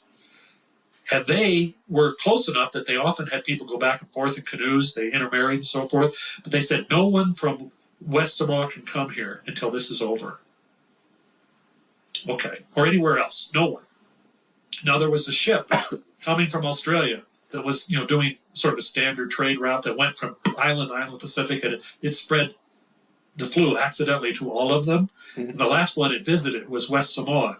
And the guy running West Samoa acted differently than that. That Navy commander, he didn't have instructions from Washington. He just said, what do I need to do to try to preserve the island I run? Yeah. And so he did something, and they got 0 cases. There's only like 2 places in the world that were missed by it. One was American Samoa. The other is West Iceland, probably because nobody actually goes there. Okay, but West Samoa did get it. And they had the highest death rate in the world. Something like 25 to 30% of the people were killed. But at least they weren't oppressed. Yeah. So, by the way, this guy was an unusually favorable situation. He could basically do what he wanted. Nobody was much telling him what to do, and he had simple motives. He just wanted to make things be the best they could, and not see a lot of dead people all over the place. And the locals were with him, and he talked to them. They, because if they tried to disobey his order, they probably would have succeeded. But he had the local chiefs with him. They had seen similar things, not as bad, but they'd seen it, and they were aware, and they cooperated, and it all worked. He also was advantaged. He had the advantage. We had the communications that could get there before the disease could. Mm-hmm. Which probably wouldn't have been true in, say, 1850 or something. Right. Okay, so he did everything right, and he didn't lose a guy. And they lost 25, 30% of the population in the neighboring islands. Now, this is an unusually favorable situation because you already know, because it's already happened to other places. Mm-hmm. You don't always know that. But, of course, that's what we have, theoretically, that's what we have history books for, is that, a government can sometimes avoid problems or make them smaller. Mm-hmm. And it wasn't a government that spent most of its time spending every moment trying to tell you exactly how you're supposed to cut your fingernails or anything. They used this power only in the cases where it seemed reasonable. Okay, they weren't a thoroughgoing authoritarian government. They were just somebody who had some sense and could, when he wanted to, tell people what to do. He didn't spend most of his time doing much of anything. I mean, they were doing, moderately progressive things like, let's see if we can get a school going, stuff like that. Nothing horrible. Mm-hmm. Okay. Now, at the end of it, the people in West Samoa wanted to proclaim him a god, which he did not agree with. He didn't think that was right. But they did put a statue up to him. And naturally, he's forgotten because, the guy who prevents a problem, that's almost non-human, certainly against the whole spirit of America today. But that's about as good as it gets. But there have been people who at least, made enough of a military defense that they kept some deep, deep threat to their country from happening. That has happened occasionally. Mm-hmm. And that's worth something. But again, I know some of the more interesting libertarian historical experiments. You ever read about, the Icelandic Republic? No. Well, for a long time, they had as loose a government as anybody has ever had. At least who could read. I mean, where there's any records thereof. They had a parliament that met once a year, the whole thing. Mm-hmm. They would pass laws, and then people were just supposed to. They didn't have any means of enforcing them at all. I mean, they didn't have cops. They didn't have a military. Mm-hmm. But it would be. You'd say, well, there's a guy who's really versed in those laws. We'll go for it. Go to him to help decide who really owns this farm. Although after a while, there was a strange tendency for him to be the guy who ended up owning the farm after he had decided the legal case. I've seen lawyers do this today, by the way. But they had almost no state. Very little. They didn't have a militia. They didn't have an army. They didn't have cops. And there are people, and by the way, they kind of sort of halfway made it work, not perfectly, but for a couple hundred years. But it turned out that when anybody else, anywhere, even who wasn't terribly powerful, tried to stick their finger in to, which was basically the Kingdom of Norway, mm-hmm. you couldn't stop them because they weren't good at protecting themselves from others. Non-states are not good at protecting themselves from states, and they ended up as a dependency of the Kingdom of Norway, which actually did them harm because they had to pay taxes and things, which was, it's not the end of the world, but the problem is Iceland is a poor place. They couldn't afford very much of this, and it made life more difficult for them even the taxes that probably wouldn't have seemed extraordinarily high in places like France were kind of hard to pay in places like Iceland, which is not a very productive region. Although it might have been cheaper than having their own government that had an army and having, be strong enough to defend yourself against outsiders. They might not have been able to be strong enough to defend themselves against outsiders. I mean, again, that's a function of the size and the productivity of the kind of agriculture they had, which was basically raising sheep. But by the way, there's no sign they ever got any actual protection. I mean, at one point, these guys were actually raided by Algerian slave raiders. I don't think the Norwegians did anything useful about it. But what would they do? Have ships hovering around Iceland all the time for hundreds of years? It's not an easy thing to do. But the thing is, you see, the ideologies, that's a package. You say, I have these simple rules because it's partly because it's easier than trying to remember a bunch of complicated heuristics and facts.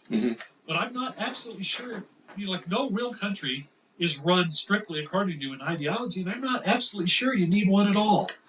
Like, if I had this rule, I said, well, I had a whole set of rules. Like, some things were actually pretty confident. We figured out the answers. We do what works there. And we do a different thing that works in this other situation. There's no actual rule that says we have to have, like people said, well, logically, if we allow X, we have to allow Y, even though Y is obviously stupid, which you hear a lot, but we don't. We don't have to do anything like that at all. He said, well, but what if we had a bunch of heuristics? This is kind of how, I'm trying to remember, there's this guy who is sort of Warren Buffett's right-hand man. What's his name? Oh, Charlie Munger. Yeah. He believes in lots of heuristics. He doesn't believe in a single overarching theory. There's no reason you have to run it. And this is thinking a little bit more the way, and America has a strong dose of this, common law and so forth. You don't really have to, or I was an example, I was reading, in the Confederacy, they didn't want to have blacks as soldiers. And one of the reasons they said, well, our whole theory of our society, if they make good soldiers, then our theory is wrong. Right. I'm thinking, don't you want to find out? Wouldn't you like to know if it's wrong? And besides, you're losing. Why not try? You can always change your mind later. By the way, there's actually another factor which is quite possibly more important. Historically, when you have sort of a oppressed or serf class, and then you let them participate in the army, they're a lot more likely to successfully revolt later. Yeah, it didn't work well in Haiti when you armed the people you were trying to oppress. Oh God, that was really bad. Yes, but as bad as it can get. But the Tommies did that sometimes. The Tommies, normally they had Greeks and Macedonians and mercenaries, again, mainly from Greece, who were the army of the Tommies. But when they got really pressed, once they said, well, we need more, and when they trained a bunch of Egyptians, they won the battle, but then they had revolts for the next 20 years. So, yeah, it's consideration. But for example, Pete says, but, our basic axiom is this. You don't have to have axioms. Yeah, you can try to do it practical. You could do that that. Of course, that itself is an axiom, but it's a rather flexible one. So, why don't we see what works? Or you could throw in a couple others. Like, let's try not to be really nasty. There's two. I could go a long way with those. So, for example, I said, like, what if I found, a real libertarian would say, well, surely the free market should solve X. I said, what if it never has in the last 2,000 years? Yeah, wouldn't that be a problem? Or... There's sort of pure libertarians, but at least I'm a more practical libertarian where I know markets aren't very good at solving certain kind of problems like national defense or pollution. Hey, if they were, that'd be fine by me. I don't care. For example, if we got... I have read science fiction stories set in a pure libertarian situation where you had a company called the U.S. Air Force. It's called that for sentimental reasons, but you have to subscribe to it, and if somebody tries to invade you, they fly a few jets over and nuke them or something. I mean, it was, but I didn't actually believe that it was very likely to work, but it made for an interesting story. But if it did work, hey, why not? But there's lots of things in which people say that sort of thing, saying, well, if we do X, we must logically do Y. I said, no, we don't. Yeah. People said, well, aren't we a proposition nation? I said, well, I don't subscribe to very many propositions. So I guess I'm not really a U.S. citizen. Well, I thought I was. I said, and maybe maybe my ancestors fought in the Revolution and the Civil War, and helped in World War II. But that doesn't mean we're real, because it's believing in whatever crap some editorial writer for the Wall Street Journal wrote. That's what's the real test, right? It's whether you agree with Brett Stevens. It's not whether you've ever done anything useful in your life. Yeah. Well, are there public intellectuals or reporters that you really like? That's an interesting question. There's this dead guy. He was a libertarian, by the way. Warren something or other. I remember he would talk about how a lot of our restrictions on the trucking industry were just stupid. Mm-hmm. We're ending up with things like the trucks that were only half full going one way and empty coming back. Oh, yeah. Because of the the ICC regulations. And by the way, we did liberalize a lot of those. Yes, we got rid of most of them.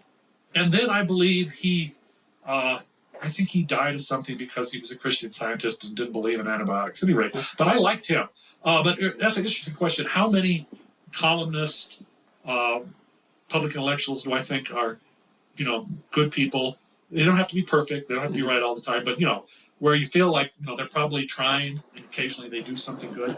Hardly any. I can think of very few that I think much of. By my standards, most of them don't know much. And most of them aren't very honest. And I actually could go on and on about how despicable most of them are. I don't think much of most of them. Throw up an example, I'll see if I actually hate him or not. All right. Well, I mean, my current favorite is just Scott Alexander, who writes at Slate Star Codex. I can read him. I think he's nuts, but I can read him. You think he's nuts? Why do you think he's nuts? Well, why do I think he's nuts? I don't mean that in a bad way. Oh, well, okay. There are worse nuts. I think that a lot of his basic assumptions, which are kind of libertarianish, are probably not correct in terms of, like, if you do X, will it have this consequence? The answer is probably no. I think that, in my mind, you can, to an extent, take an ideology and you can factor it into a bunch of statements about facts and how things work, a model of some sort, and the other one is preferences. I don't see much point in arguing about preferences. I could tell people, well, I don't have the same preferences, or I think if you pursue those preferences, your feet will fall off or something. But, if they're their preferences, hey, I can't tell them they don't like it. But as far as the models go, they're almost all pretty worthless. I mean, they're not entirely worthless. I mean, a lot of people have an ideology saying, if I jump off a cliff, I'll fall to the bottom. But that's not universally agreed with. But I don't think that they work very well. I remember, I think that, various ideologies about, if we just lower taxes a lot, we'll have a lot faster economic growth. Well, that didn't happen. And a lot of people are still sure that it would, even though it did not happen. We've tried for about 30 years, going on 40, but it did not happen. Well, we did get, a lot higher growth rates under Reagan. It's hard to figure out causation and whether it was tax cuts. Not higher than the 60s or 50s, no. Well, but a lot of things changed. I mean, it's hard to sort of know and that's an argument what would happen. Damn near anything. But I'll tell you, the trend hasn't been good. Certainly recently it hasn't. I mean, we have horrible growth rates. What's gotten even worse? Yeah. Yes. But Scott Alexander, he wouldn't be the worst on my list. and I am interested. He was talking about this. I did not get to read all of his recent stuff about cost disease. Strikes me as something I need to think more about. I thought about it some. But, I think everybody who's ever involved even a little bit with less wrong is all crazy. Really? Well, I've been involved with it, so. Yeah. Okay. Why do you think that we're crazy? Genetics, probably. Okay, well, but how we manifest this craziness in our writings or our actions? Well, this is probably not you, but an awful lot of those people tend to pick unconventional social relationships that I think statistically are not likely to work out very well in the long run. Yeah, first of all, it isn't me. I do have a conventional relationship. I know that. Good But for you. Say yes, your word. I should say that. Be clear about that. But I mean, okay, the best argument for them being not silly is to say, look, they're trying to promote efficient charity. To say, if you're going to give money to a charity, like spend money providing malaria nets to people in Africa rather than helping your local art museum. And that's What was the thing you said in Africa? well, if you're going to donate money to charity, you should try to do the most good you can with your charitable dollars. So donating to an organization that provides malaria nets, anti-malaria nets to people in Africa is much better than donating to your local art museum. Well, I don't know if that's a new thought. I mean, I've thought about ways to make effective charity long ago, and yet far more sophisticated than that. What I would suggest, what you really want to invest in? What? Factor productivity. Okay, well, you could claim, I mean, that would certainly help factor productivity in Africa, the human factor of productivity. That's a single input. I mean, the point is, if you figured out a better way to make nets, or if you figured a bit, that's better than any, unless you're Gates and you just throw, $1 billion worth of malaria nets. But, again, not even just teaching a guy to fish, inventing fishing. But if you're a 30-year-old computer programmer at Google, and you're not going to, you're hopeless anyhow. No, but I mean, you're just going to pick a charity, and there isn't one of those charities that you're suggesting. Donating to the Against Malaria Foundation is a very good thing, and that's the kind of thing Less Wrong is trying to promote. And that's, I could think of a way, like I'd put more money. I'd say, all right, we'll start a GoFundMe and we'll put more money into classical microbiology. Yeah, that's likely to be more. The point is, you need to find out. You need to know more about where things stick, where they hurt, and where they don't. And I mean, for example, of course, a lot of the things. Also, you'd have to know about all the things that you can't do. Yeah, and that's also a tough thing to do. One advantage of a charity that just provides anti-malaria nets is that it's really easy to see. Is it actually doing it? You could do worse. I'm not criticizing that, but I said what you really want to do is find something with real leverage, which would eventually mean factor productivity, perhaps particularly in areas involving human health. But you do better. The guy who comes up with penicillin is worth more than any given practitioner. Not that I'm dissing the practitioners. I'm just saying when you come up with a better way, right? Or go another step. Come up with a better way of coming up with better ways. I mean, these guys, they think they're pretty smart. Why aren't they thinking about it as hard as I am? Well, I hardly think about it at all. I mean, the leaders of Less Wrong are involved with trying to create friendly artificial intelligence, and their goal is to try to create an intelligence that'll basically solve all of our problems. I mean, are they writing the programs? They're working on they're working on the basic math right now, and they're also trying to generate publicity, and they have had some effect. I think people like Elon Musk and Bill Gates have talked about this, and probably in part because of the efforts to promote, talk about the dangers of unfriendly AI. Bill Joy was talking about it a long time before that. Yeah. No, I mean, these aren't the only people who've done it, but they have had some effect. They've had conferences. They've had conferences with Elon Musk, actually. And the right answer might well be to just ban it. Yeah, well, yes, I certainly agree with that, but it's hard to ban it worldwide. And no, it isn't. Well, how do we get the Chinese to ban it? Worldwide.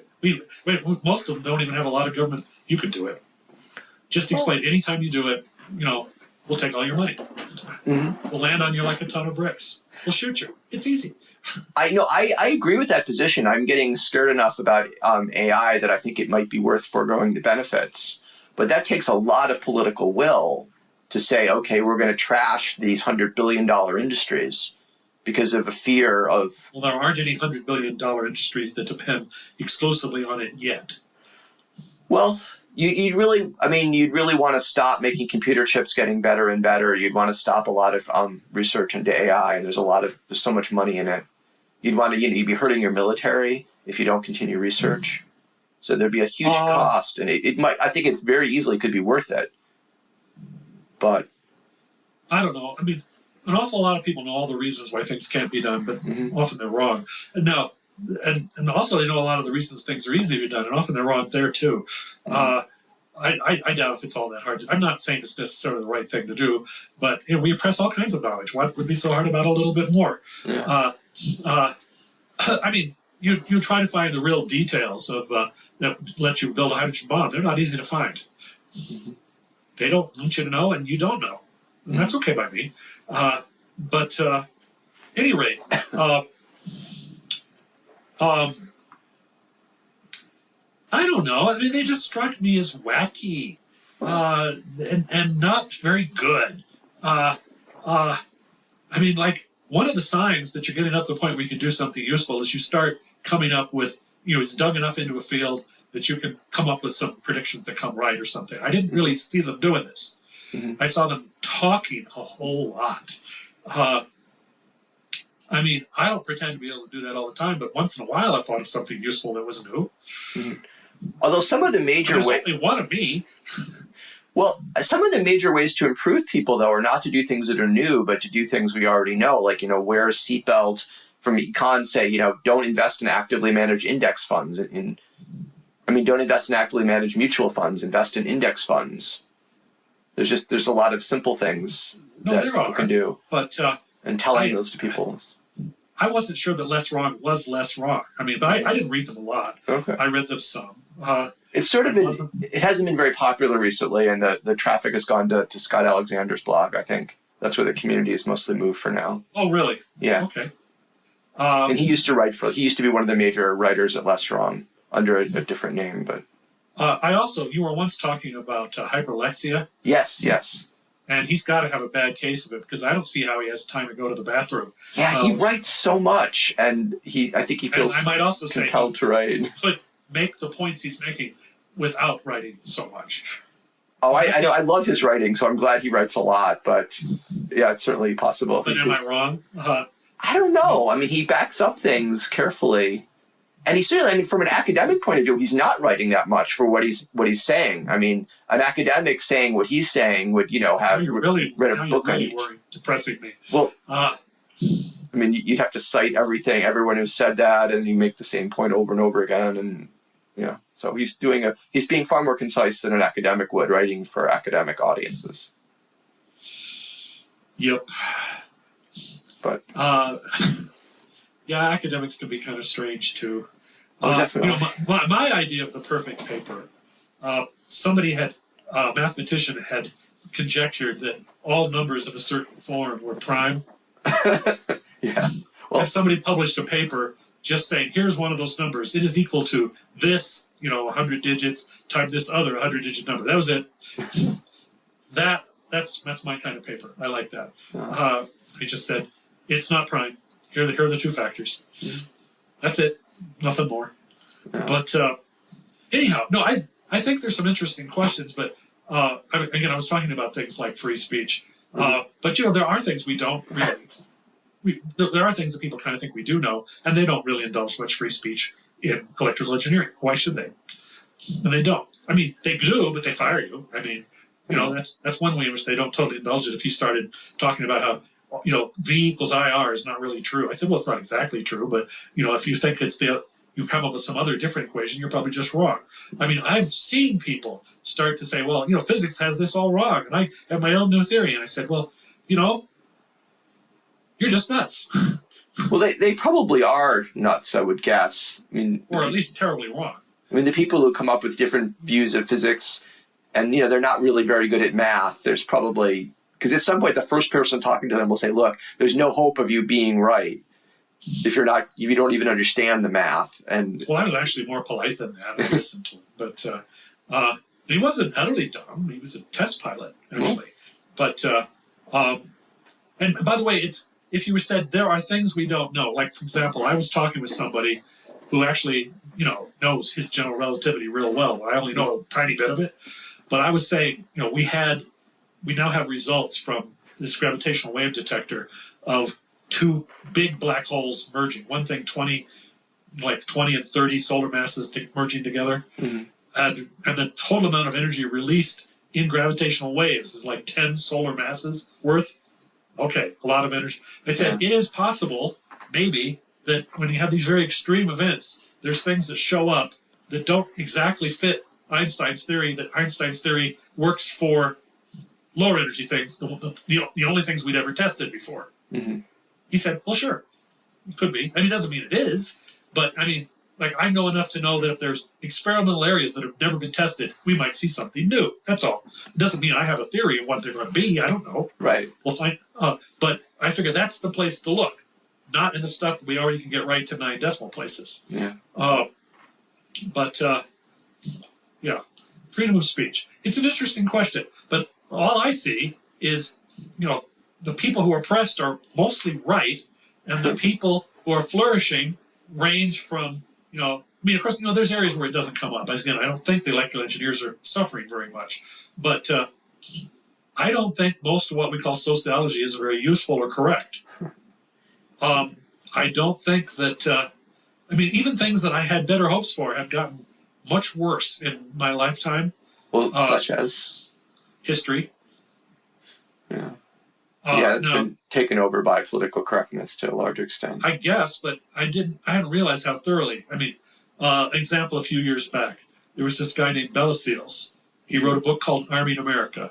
He argued that in colonial days, few people had guns. Guns weren't very useful, blah, blah, blah. Guns. Right. It's not true the average pioneer farmer had a gun. Mm-hmm. And this book won the Bancroft Prize for History, which is a fairly prestigious history prize in academic circles. Mm-hmm. Okay, well, he made it all up. But I knew that before I even went any further, because I knew damn well that people had guns so they could shoot the deer instead of letting them, what do you think they used? Barbed wire? It didn't exist. They shot them and they ate them. I really wonder how much fraud there is in academic research. There's so few checks against certain types of fraud, and there's such a high benefit to conducting it that, from an incentive point of view. The particular things this guy did, he would look at wills and he'd say, well, they didn't even mention a gun. The guy says, yes, it does. He would simply misquote things. The best one, he quoted a bunch of legal documents from California, from historical ones, and other people were excited because they said, we've been looking for those a long time. We thought they were destroyed in the 1906 earthquake. Oh. No one else has ever been able to find any of them. Well, gee, that's great. Where'd you find them? He said, I made them up. He made them all up. Okay. But the point is, the fact we have one jerk, there's always been jerks, right? But why did the professional, leadership of this field think that was okay? I mean, there's two things. I said, they know so little, they don't know anything about the average, like what were farmers like at the time of the revolution. Yeah. Okay. And by the way, I would not discount that. They probably really don't know. The other one says, well, it doesn't matter. It's a good cause because we're arguing for gun control, and we're going to do that by retconning history and making everything completely different than it actually was. Mm-hmm. Okay. Well, so either they're ignorant as a pig, or they think it's okay to lie. But neither of those really cheers me up. Mm-hmm. But that's not a tiny fractional. It's not like this was only true of the people studying Assyrian stone clay tablets or something. Mm-hmm. We're talking about history. It's common for them to just they're accepting. Either they're completely ignorant or they're accepting of dishonesty. Yeah. And that's not good, right? And they do it on all kinds of things. This wasn't the only one, but this one was an exceptionally clear one. It would probably be easier if the guy didn't pretend that he had any records. He just dreamed it or something. Yeah, I mean, he made a mistake of writing on a field where there were people on the other side who were not trusting. All right, of him, so. You can tell me more about economics. Do you worry about fraud there? Well, I think in econ, it's more sort of the stuff you're allowed to do in statistics. And it's not really fraudulent where you do p-hacking, you run regressions until you get the right results.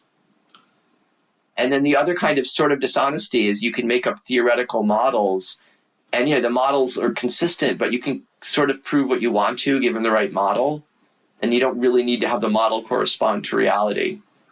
No, I from what I hear, again, it's not my field. Mm-hmm. I observe some things. I'm interested sometimes, but I don't pretend to be an expert. I worry whether there are experts, but I don't pretend to be one. I hear people saying they feel fairly confident about a lot of things in microeconomics. They don't feel the same confidence about macro. True? Yeah, no, that is true. And that's macro is just harder.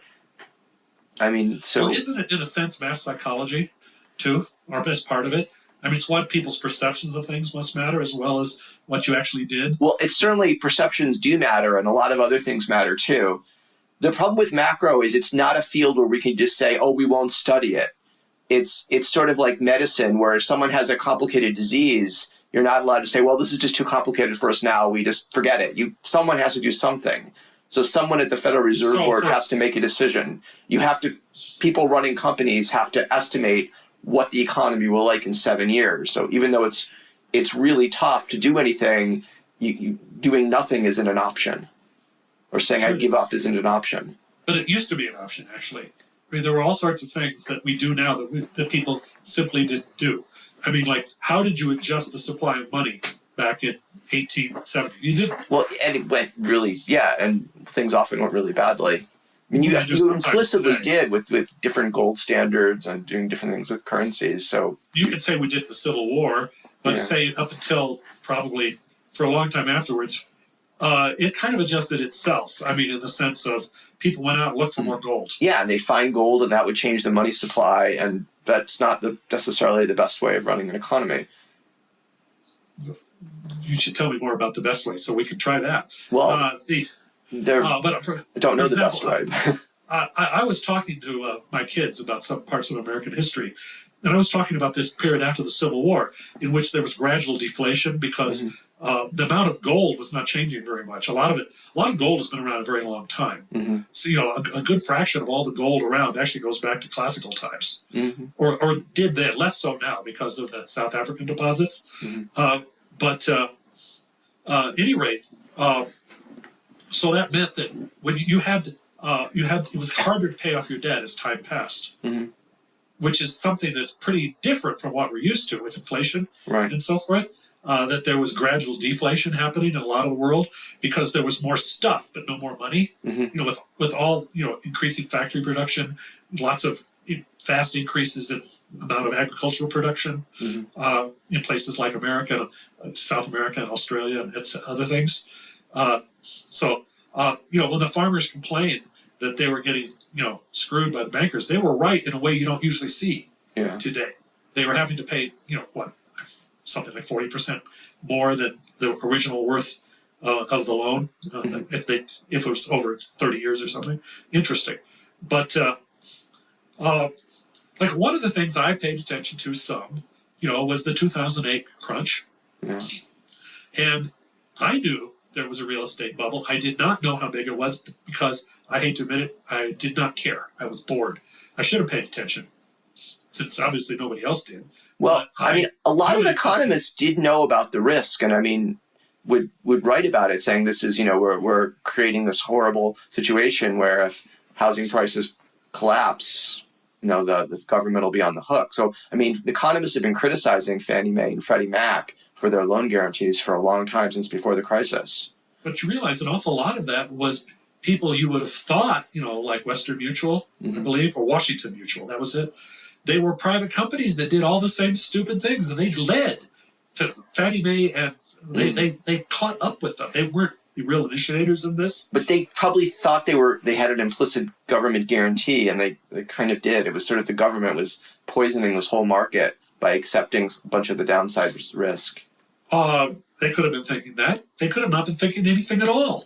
I mean, one of the things that happened is, people have had bubbles well before anybody thought that the government was going to back it. Mm-hmm. I mean, I don't think they were thinking that in 1929 or in the tulip mania or whatever, or the South Sea bubble.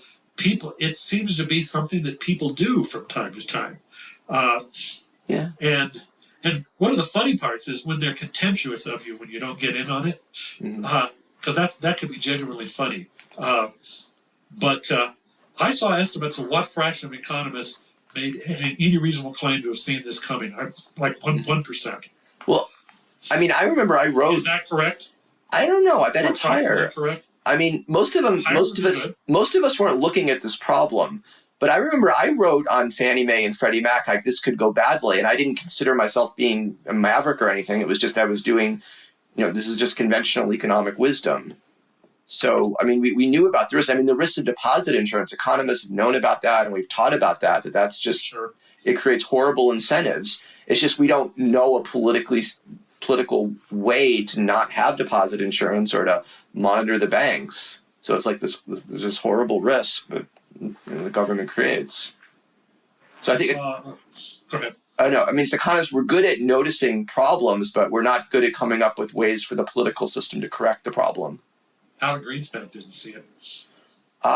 Yeah, people say he was a libertarian until he got power, and then. No, well, but he was a nut. Well, I don't know. That would be my. Well, here's an interesting sub-question, which is, like, when a person is completely nuts on subject X, to what extent does it bleed over into other subjects? And I don't think it always does. But, all we'd have to do is do it some for it to be worth knowing, right? Yeah. So one of the examples I always thought of Alan Greenspan, when you're thinking about him being, a sensible, grown-up person, is, he was a member of Ayn Rand followers who were sort of cult-like. Right. And one of the things that I remember happening is there was a guy named Nathaniel Brand who was a member of this, who was, I believe, Ayn Rand's boy toy. Oh, yeah. I've read about him. He was already married, but, she as the leader deserves such privileges. And then one day, he probably said to himself, why am I sleeping with Ayn Rand? Because she's kind of a nasty, crazy, ugly old person. So he quit and found himself some young person got married. Mm-hmm. And she was angry, very, very angry. Yes. And one of the things she did was that all the true inner circle all had to sign a letter talking about how they would never, ever speak to Nathaniel Brand again. And he was a traitor to the movement.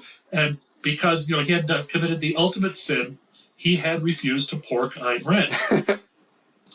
I mean, indefinitely. And I remember that Greenspan, at the age of 42, was one of the guys who signed that letter.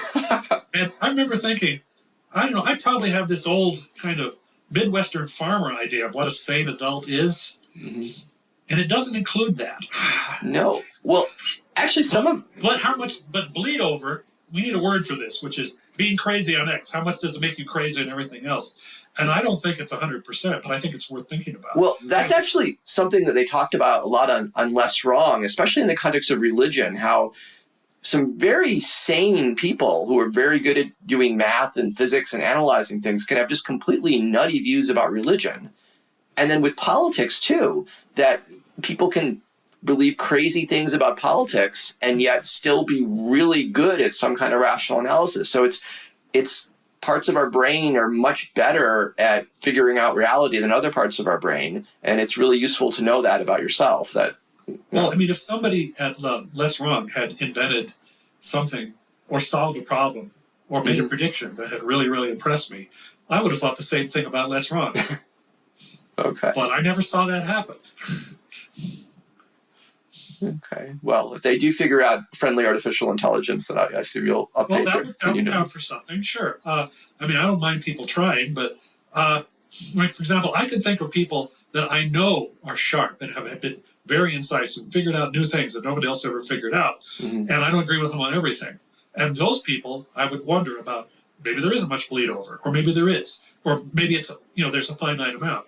Mm-hmm. But I never saw it on Less Wrong. But I never watched them carefully. But I said, there were things that I was interested in that I made some predictions, and some of them were right. Mm-hmm. But I didn't see that there. But I didn't watch them for years. Probably I would have needed to see that sort of thing. I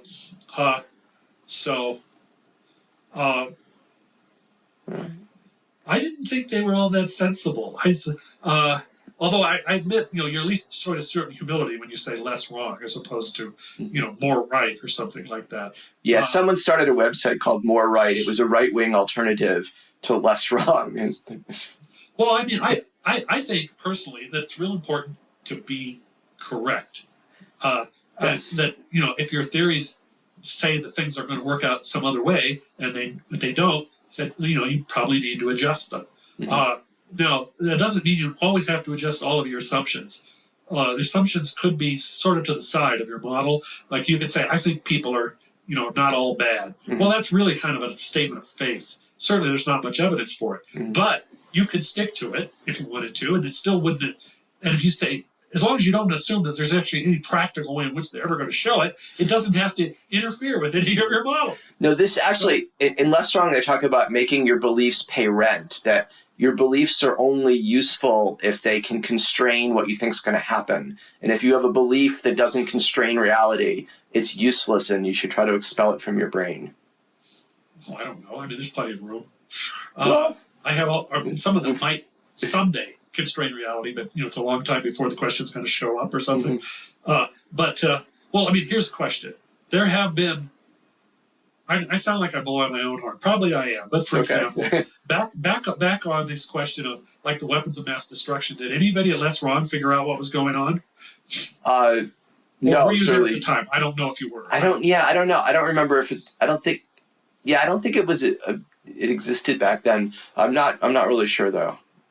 But no, and I was certainly wrong about that. I thought Iraq had weapons of mass destruction. Well, I would argue that your problem was that you didn't know enough facts about the nuclear development cycle. Yeah, and that's certainly true. I was going. Which is not the same as being an idiot. Okay, well, thank you. Well, but I mean, some things would be the same as being an idiot. Yes. That's not one of them. On the other hand, if you had somebody who's, like if you're in the military, high up, or a responsible person in the government, since even if you didn't know them, you could go ask, or even say, here, you guys go, write me a fairly complete account of the issues on this, and they could do that, but nobody did, apparently. So I still blame them, even though it might be asking a bit much for them to know that, but it wasn't asking them a bit much for them to have a lackey check. Right. But they did. There were actually lackeys that knew, but they couldn't get anybody to listen. It was exciting and frustrating. I think it must actually, if I'd been right in the middle of that, that would have been miserable. I was miserable anyhow because I had a fairly clear picture of what was going to happen, and I thought it would be awful. Couldn't the lackeys get someone to leak to the Washington Post that, hey, a lot of people in the CIA don't think Saddam Hussein has these weapons? Nobody in the CIA knew enough to do it. So where were the lackeys who knew this? DOE. Places like Sandia Labs, people who worked at, more like that. Physicists, not. Actually, I had a friend who did sort of technical consulting to the CIA. They'd ask him, hey, will this missile fly this far? Various things like that. And he thought that they only had about one guy who could have done it, and he was working on somewhere else. That struck me as strange. I mean, the CIA had like 10,000 direct employees and a lot more contractors. Yeah. And I said, you thought, but the other thing is you'd have to want to know. I mean, like this would be saying, hey, Mr. President, you're completely wrong. Here, I can show it. Well, they don't really want to do that. And if they do, they don't stay long. That's kind of the way it is. But I'm trying to think of how many people do I personally know who could appreciate this argument. There were a few guys who had done some, who knew the nuclear production cycle. Didn't necessarily mean, they were high up, but they knew it. I knew a few people who knew. My friend, he said, well, it is true that I should know things that prove this, and I don't know any. They must have some secret source. So he was operating on kind of faith. He knew that all the things he knew, that none of them fit this story, and that a lot of them should have. Yeah. But he said there must be something out there I don't know. I said, you've talked to me before about when you briefed higher up people. How many times did they ever know something you didn't? He said the highest guy he ever briefed who knew anything in terms of understanding technical questions was the guy who was a one-star admiral. Generally, we don't pick people. That's not how we pick them, and they're not there.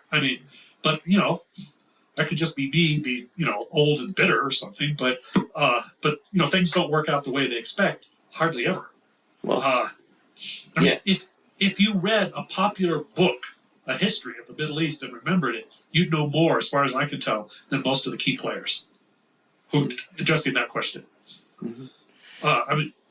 There was a book that I think somebody suppressed it about, but I've talked about it before. They were interviewing high-up people at congressional committees, and they'd say, can you tell us Sunni from a Shiite? No, they didn't know. They felt bad about it. They knew they should know, but they didn't know. Yeah. Or head FBI counterterrorism guy, he didn't know. The guy was going to write a book about it, but it never happened. I think somebody paid him to not write the book, which, by the way, is a potentially lucrative business model we should consider. Yes. I've had people tell me not, the book I wrote with Henry, had people tell me not to write it, but I still don't absolutely know why, and I think they were misguided because I don't think it. I'm trying to think of how many people read it and thought, yeah, I kind of understand that, and that's how things work. A few, but it doesn't really make any difference. I don't think it does. Mm-hmm. I was saying that, as I said, if people have found, super clear scientific evidence of things they don't want to believe, they're still not going to believe them. I've never understood. Like, really? Everybody has a choice. You don't have to believe anything you don't want. Particularly when you can't understand it. Anyhow, what would it mean to say you have no? Go back to the sort of less wrong solution to the Iraq information problem would be to set up prediction markets and have people make bets over whether they'd find weapons of mass destruction conditional on a U.S. invasion, and then the people who did know could bet a lot of money. And that would be a way of getting working out very well. I'm just curious. I know people trying.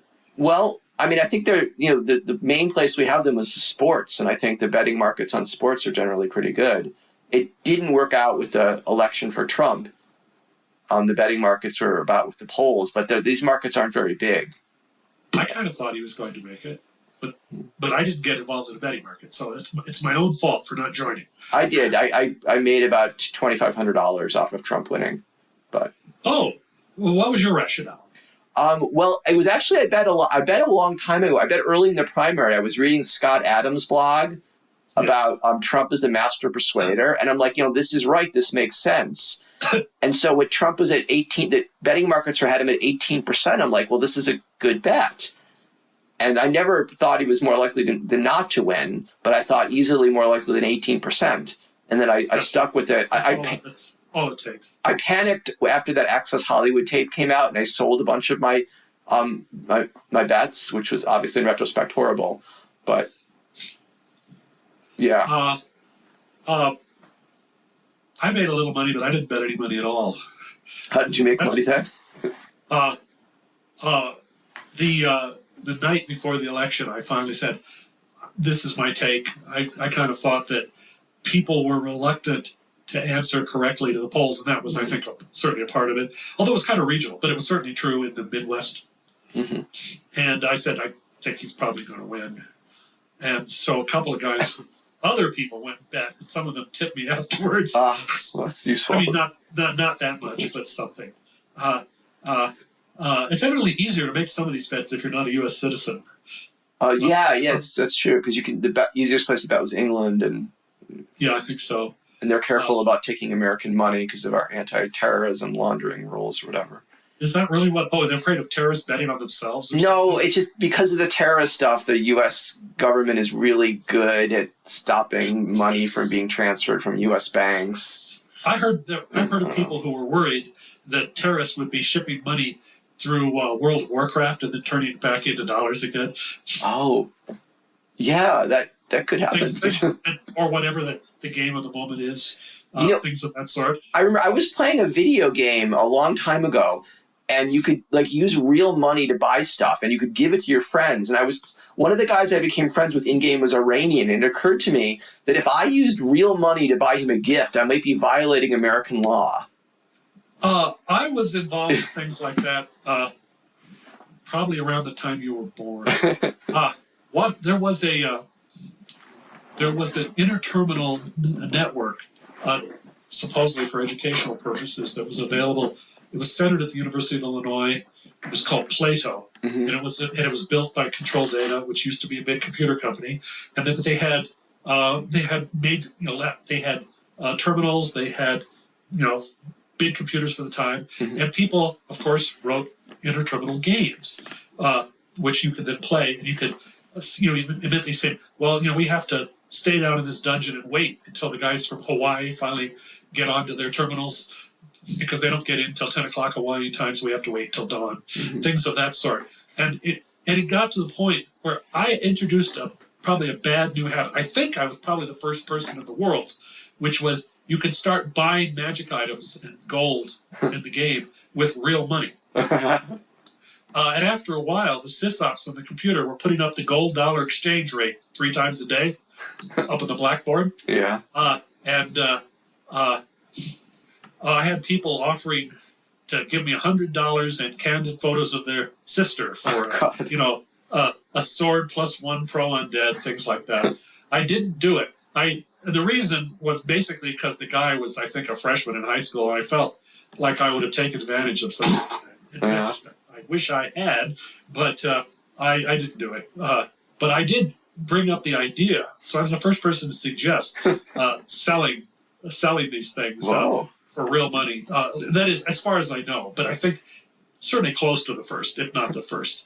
And we even had sort of a little discussion, sort of like a blog, where I remember the title was "It don't mean a thing if you don't get that swing," but of the sword. But yeah, it was interesting. And in fact, by the way, back in those days, I think I may have already told you this, but spam was better.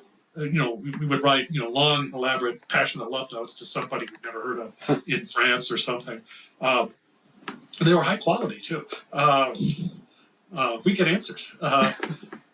Yeah, but we didn't understand the key thing, which is to promise them $10 million. We didn't do that. That didn't occur to us. But it was interesting, and one reason I probably barely graduated, which they have that affect a lot of people, I think. Computer games. A related question. There are a lot of things that are attractive to people that are probably bad for them. Yes. And that's another libertarian theory problem, if you ask me. And there's probably nothing worse than drugs, because drugs can cheat. They can deliberately go in, to the systems that are essentially for brain reward. Right. That you're supposed to say, I am happy now. I killed a deer. I got a woman, something like that. I'm reasonably content. You can maybe get the content without having achieved anything at all. Yeah, there's super stimuli. Something like that. Yeah, super stimuli. Because they cheat. Right.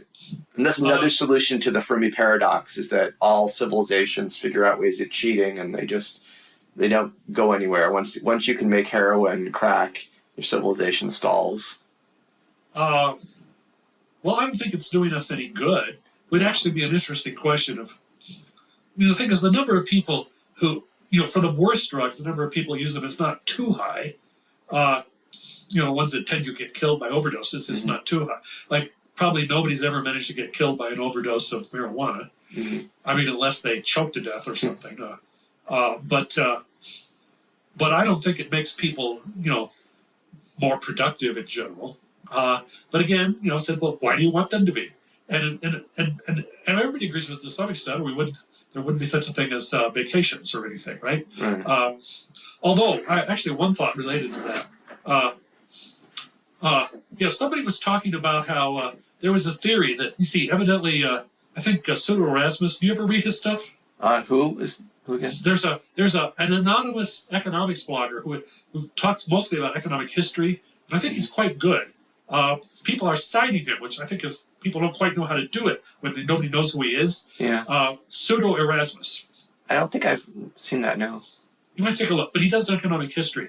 One thing he was talking about was it's evidently a known fact that cotton productivity was going up in the pre-Civil War South. That they were getting better at picking cotton. And somebody wrote a book explaining, well, they're getting better at torturing people and whipping them. I said, which you'd think would have been we would have known how to do that a long time ago. Right. And he was pointing out one thing that happened is they were breeding for somewhat different forms of the cotton plant that tended to have the bolls at something closer to arm level. Oh. That makes a lot of, strawberries are hard to pick because they're so close to the ground. Right. Your back will get tired even if you're young and flexible, where there's other things where that's much less of a problem. He thought a lot of it was that. But I was thinking one of the questions which, again, economists must think about is, there's such a thing as the maximally useful work week, although it's got to be different for different jobs. I was reading in World War II, they started extending the work, the hours worked per week in Britain. And after a point, they said, we extended, and then productivity went down. Right, or becomes negative at some point. Yeah, I mean, they had gone past the peak. Right, right. They got up to 60 hours. That was too much. Now, again, it may depend on what sort of thing you're doing. Maybe if it's complex work, being tired makes you make more mistakes than perhaps it's something simpler, like being a galley slave or something. Yeah. At any rate, but they found that there was a practical top. And I would think that would apply. A question like, you can't get more work out of a slave than there is to be gotten out of it. I mean, you try to make it work 90 hours a week, it's not gonna happen to anybody. Right. I mean, you're not going to get something better out of that.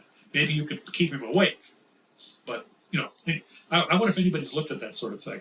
Oh, I'm sure almost every aspect of slavery has been examined by at least economists doing whatever data they have. Well, of course, they spend a lot of time being crazy, but yeah, but analyzing data too. Well, and that's not a bad thing. It's just that it's almost the best thing to study is stuff that bores people, because it seems that maybe they'd be less likely to go off on a weird tangent if they weren't emotionally terribly excited about the question. I mean, slavery is one of those questions. I mean, there are certainly many people in the past who said, well, slavery, didn't even make any money. And I said, well, how did they buy the slaves? I mean, obviously it made money. Yeah. I mean, they had to pay a lot for slaves. Yeah, no, I mean, the slaves were selling for a high price. Slavery had to be profitable. On the other hand, it doesn't actually mean, like, if you think of a past system, it's not actually necessarily true they did everything in a way that was close to optimal, even considering the technical situation of the time. There are things that people just didn't do. I mean, some of them you would have thought, well, of course they did, but they didn't. I mean, like today, you might be able to make a case that there's not really sex discrimination in hiring, or not much. Right. And you might say, if it was, that somebody would hire all these women at a lower price and make a fortune. Yes, that's the standard, free market argument. But it can't have been true always, because there were certainly times in which people did pay them less. Now, sometimes that was partly because of local laws and things, but it certainly happened. I mean, they, like at the Civil War, they hired the same job and they would pay them less.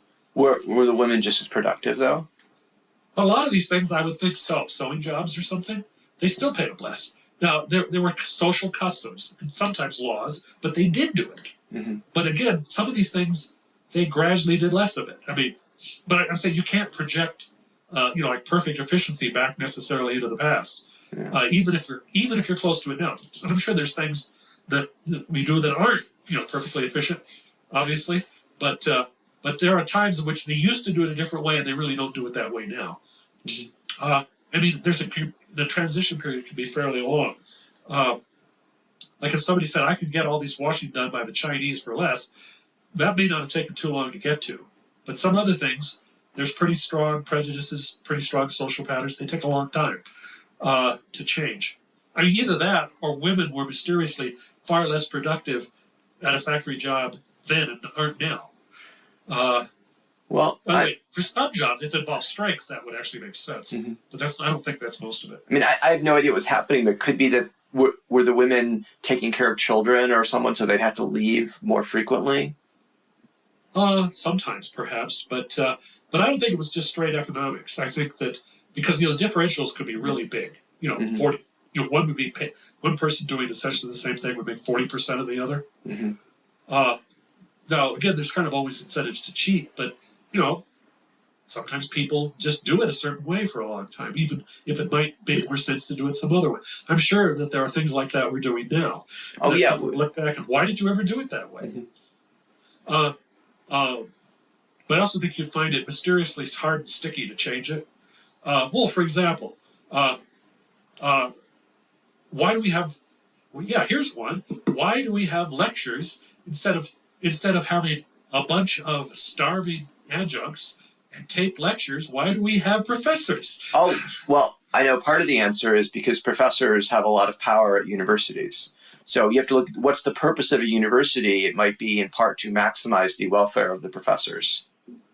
So, here's an interesting question. Like, if you look in terms of constant dollars, college is a lot more expensive than it used to be. Oh, yes. Now, my number that floats around my head is like since 1970, maybe 2.5 times, something like that. Okay. And this has changed things. It means that a lot of people graduate with a lot of debt, and that, other than some specialized things like medical school, that didn't used to be true. Right. And even medical school, it wasn't that big a deal back then. I have wondered, I blogged about this. I said, could you start, State U, make it a fairly good school, and then run it in many ways very similar to what you did in 1970, and make it 2.5 times cheaper? I think there's a few things that would be hard. There are certain places where, like if you wanted to hire doctors at a medical school, they have to compete with current doctor salaries, which are much higher than they were then. But most things, I think you could do it or come close. I know some of the changes, one of the reasons people tend to sort of flake out of this problem is it's not one single thing. Like a lot of times, I think if it's not one single factor, people kind of throw up their hands. It's it's impossible. You have to read a whole book to understand it or something, so people don't. But I know of two big things. One of them is that professors have much lower teaching loads than they used to. Yes. And the other one is they have a whole lot more administrators than they used to. And it strikes me that considering, are there people who would like to teach somewhere who have trouble getting a full-time job? Oh, yes. I mean, you ought to be able to find some. And are they going to be worse than the people that hire? I said, probably, but not very much worse. I mean, if you have hundreds of, what's the fraction of postdocs that don't, turn long-term academic? Most of them, right? It depends on the field, but a lot don't. Generally speaking, yeah.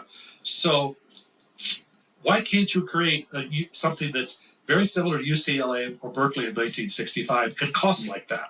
Well, part of I think you need the administrators because of laws. So there's so many more regulations that have to be followed. So my first theory was, we'll make it a secret university. People in the past have sometimes used classification. So what's the advantage of this project being classified? Well, it really didn't have to, but we get to violate all kinds of stupid rules. Well, I've heard. Yes. But that violates if the signaling view of college, where the point of going to college is to prove that you could do it.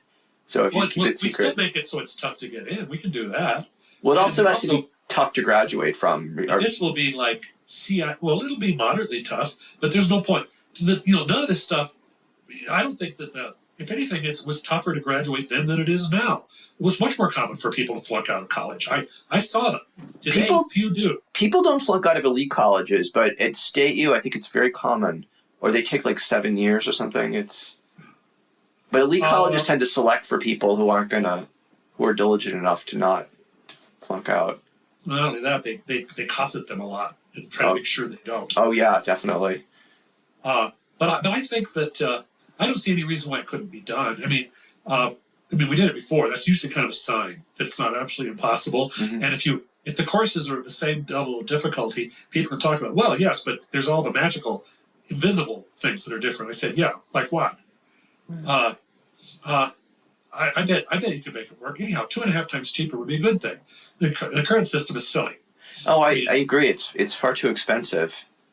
A friend of mine, his wife graduated from Yale Law, and I had this elaborate plan why they should have their honeymoon in Mexico, and then he should fake her death. And then she comes back as somebody named with a, although she doesn't look very Mexican, but, people vary.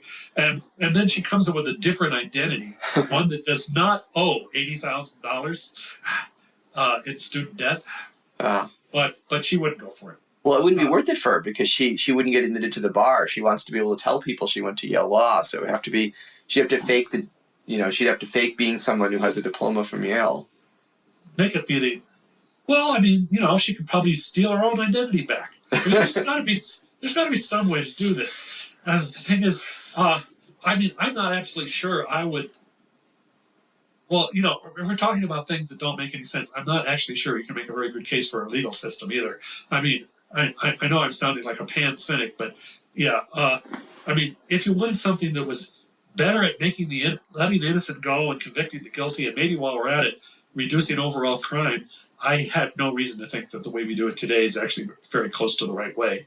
I don't think anybody really cares, but if I were king, I would do something about it. Yeah, I'm sure it's not optimal, but I don't know, it's not that horrible. Probably not by about a factor of 8. I mean, are you for something where we have the judge make the final determination? You have experts who decide whether the person's guilty or innocent.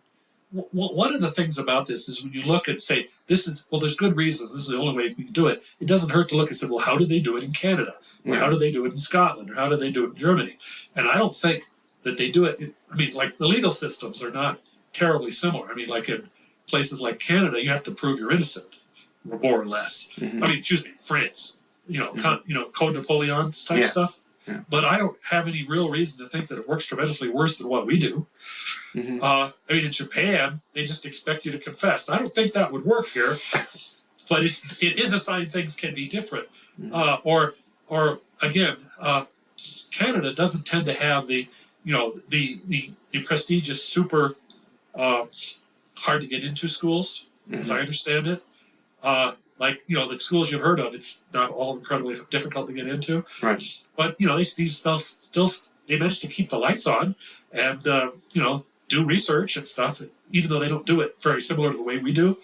I think if somebody goes to Waterloo, they probably learn stuff. Of course, that's the other question. What's another question that we might talk about? How much of education is signaling, which has got to be most of it. I think especially at the higher levels, because they don't really care if you teach anything that's practical. Other than maybe an engineer. Are you hurting yourself here by admitting this? Oh, no, I talk about the signaling theory of education in my classes to my students. It's a lot of economists believe in it. But that suggests that you can, on a societal level, you can save a lot. You could. What I was talking about is just, suppose we had this school and we taught people only the useful things, and we taught that in an efficient way. Now there, we're talking about huge differences in expenditures on education, right? Oh, yeah. No, I think our system is horrible, and I have so little power, of course, that my saying this isn't really noble, even though I'd lose if they put less money into higher education, because I know what I'm saying has no marginal impact on the world. You have faith nobody will listen to you, so you feel right. Okay. But I think, England, they go to college for 3 years after high school. We'd be far better off moving to that system. Is it typically 3 at say, Cambridge or something? Yes, yeah, it's a 3-year. It's a 3-year degree, and I see no reason why we couldn't do that. It would save a huge amount of money for our students. So the other thing is, what fraction of degrees do you end up actually learning something basically useful? And it can't. I went through the distribution of what people major in and so forth. Mm-hmm. My estimate was only about 20%. I don't think it's 0, but even in majors where it's useful, how much of that would you have picked up anyways if you at the workplace? The argument, of course, is that professors are teaching students how to think, but there's not really evidence that we do that. What if they're teaching them not to think? Maybe that's the goal. Yes. Maybe they succeed in that. It's an interesting question. And I think I have weird biases on it because I have an unusually good memory. So all these things, one of the major considerations here is people say, but nobody remembers this stuff. Mm-hmm. And that's not terribly far from true. Right. But I remember it. So, I have one of my kids is doing something, and I said, oh, that's scattering theory, right? I said, when's the last time you used scattering theory? I said, when I was in grad school, but I haven't actually ever used it, but I still know how to do it if I have to. Or sometimes the magic thing is just remembering where to look it up. But it would take me a lot less time than it did the first time. Sorry. Go ahead. For econ majors, they sometimes test people who've graduated and majoring in economics, and they give them a basic economic test, and they really don't do very well a few years after they graduate, from what I remember. Well, again, it depends which. I had a friend who was. I still have that friend. He's a good friend. Mm-hmm. He graduated and got his PhD in math at Caltech when he was 24. Mm-hmm. Okay, and he's pretty smart, and he was doing some stuff. Which he was contracting with people to build complicated signal processing devices. And after a while, the money got big enough that he was a civilian employee of the Air Force. And at one point, the money got big enough. He said, look, you are supposed to have certain qualifications before you sign off on a contract of this size. Yeah. Okay. So he said, well, you could get a degree in economics, or we could give you a test, probably somewhat similar to the one you were talking about. Mm-hmm. So he read the book the night before, and he got a near-perfect score. So all these problems are easy to solve. Just have that friend of mine do it. And if you ask him to teach, 40-hour contact hours a week, he'd do that too, because he'd say, well, I have to earn my pay and everything. Yeah. But if you just have freakishly competent people, you can make a lot of things work. I know that they are, in fact, kind of rare, though. Mm-hmm. But yeah, I mean, like, people shouldn't just talk about this. Like I said, if we're having people go to school and do a lot of things that end up with them in the hole, it would have been better if they went off and surfed for 4 years. Yeah, well, it is true. If you graduate from college, it's a really good investment for almost all students. I mean, it definitely pays off, but we could have it for the country. Yeah, no, I don't think it is. If it's all signaling. Yes. I mean, it's to which it is signaling. It's very expensive signaling, and we could do a lot better. But there is. Well, the other thing is, I would guess that disproportionately the things you keep would be stuff like engineering. Mm-hmm. Not only that, but perhaps mostly that. And then there's people saying, well, but what about, there would be people that the whole heart of my existence was, teaching, Jacobean playwrights or something. How will America get by without people once having been exposed to that and then completely forgotten it? I mean, I don't know, but there will be a lot of people who will, it would hurt them. They won't like it. I agree. Colleges will hate it. They'll say, let's bring back the dark ages. But a lot of graduates, because you're implicitly saying people have already graduated and were, art history majors, then, you're kind of silly. Mm-hmm. So those people wouldn't like it either. Probably. Well, you could sell it to them by saying, well, look, your degree will now have more value than anyone who gets it from now on, because you can say you got the full degree while other people are just getting this lesser thing. How about other people are saying, no, they studied something real, and you're one of those fossil art history majors. I think it would be a little bit, I think they wouldn't like it. But actually, what's interesting, if even one country did this, one country that has occasionally showed a real interest in trying to find more efficient ways to do things, mm-hmm. particularly after certain things collapsed underneath it, was New Zealand. For example, they had a thing where I think the salary of the head of their Federal Reserve was negatively indexed to the inflation rate. That's a good idea. Well, part of it, they had kind of a comfortable existence with England as sort of a guaranteed market. Then mm-hmm. England joined the common market, and they had to scramble. And they mm-hmm. got poorer, but they're not dumb. They look for other things, and they also try to reform certain things. They got more free market and some things like saying, maybe New Zealand is not really big enough to have its own car company. Mm-hmm. The natural impulse is everybody should have their own everything. Right. And they had a car company. For all I know, 2. But there's only like 4 million people in New Zealand. It doesn't, it's difficult to make that work. But they did some, they tried to do some more rational things with their finance than most could. But the education thing, I think it would be very interesting to. But if you could even do one school, if you could do one school that simply wasn't needlessly expensive, that's a little easier. Well, it's hard. Everything. It's hard with signaling because the problem is, if say there was one school that went to a 2-year system, the danger would be they would attract students who were lazy, who couldn't actually do 4 years, and so it might be a bad signal if you go to that school. There are intense. Well, you can't be perfect. You can't exactly duplicate, but we can always say, well, you have to, run an under 6-minute mile before we even let you in, mm-hmm. or you have to climb, go through this obstacle course. So we know you're not real lazy because you wouldn't have made it. Yeah, I mean, you could certainly test intelligence, but you also, when I teach my students about this, I say, companies, what they really want is smart, diligent conformists. And that's what you prove by graduating from Smith College. That if you can do the work, you get in, you do the work, you've shown to a reasonable degree, you're smart, you're diligent, and you can conform to what your professors want. And a lot of bosses will like that. Do they feel hurt by that last part? They laugh at that. So do they argue that you're wrong? I think they're a little shocked when I say it. I think it's probably true. But the next question is, how correct is that choice from the companies? Well, it is now pretty correct because almost everyone who is capable of going to college and succeeding does it.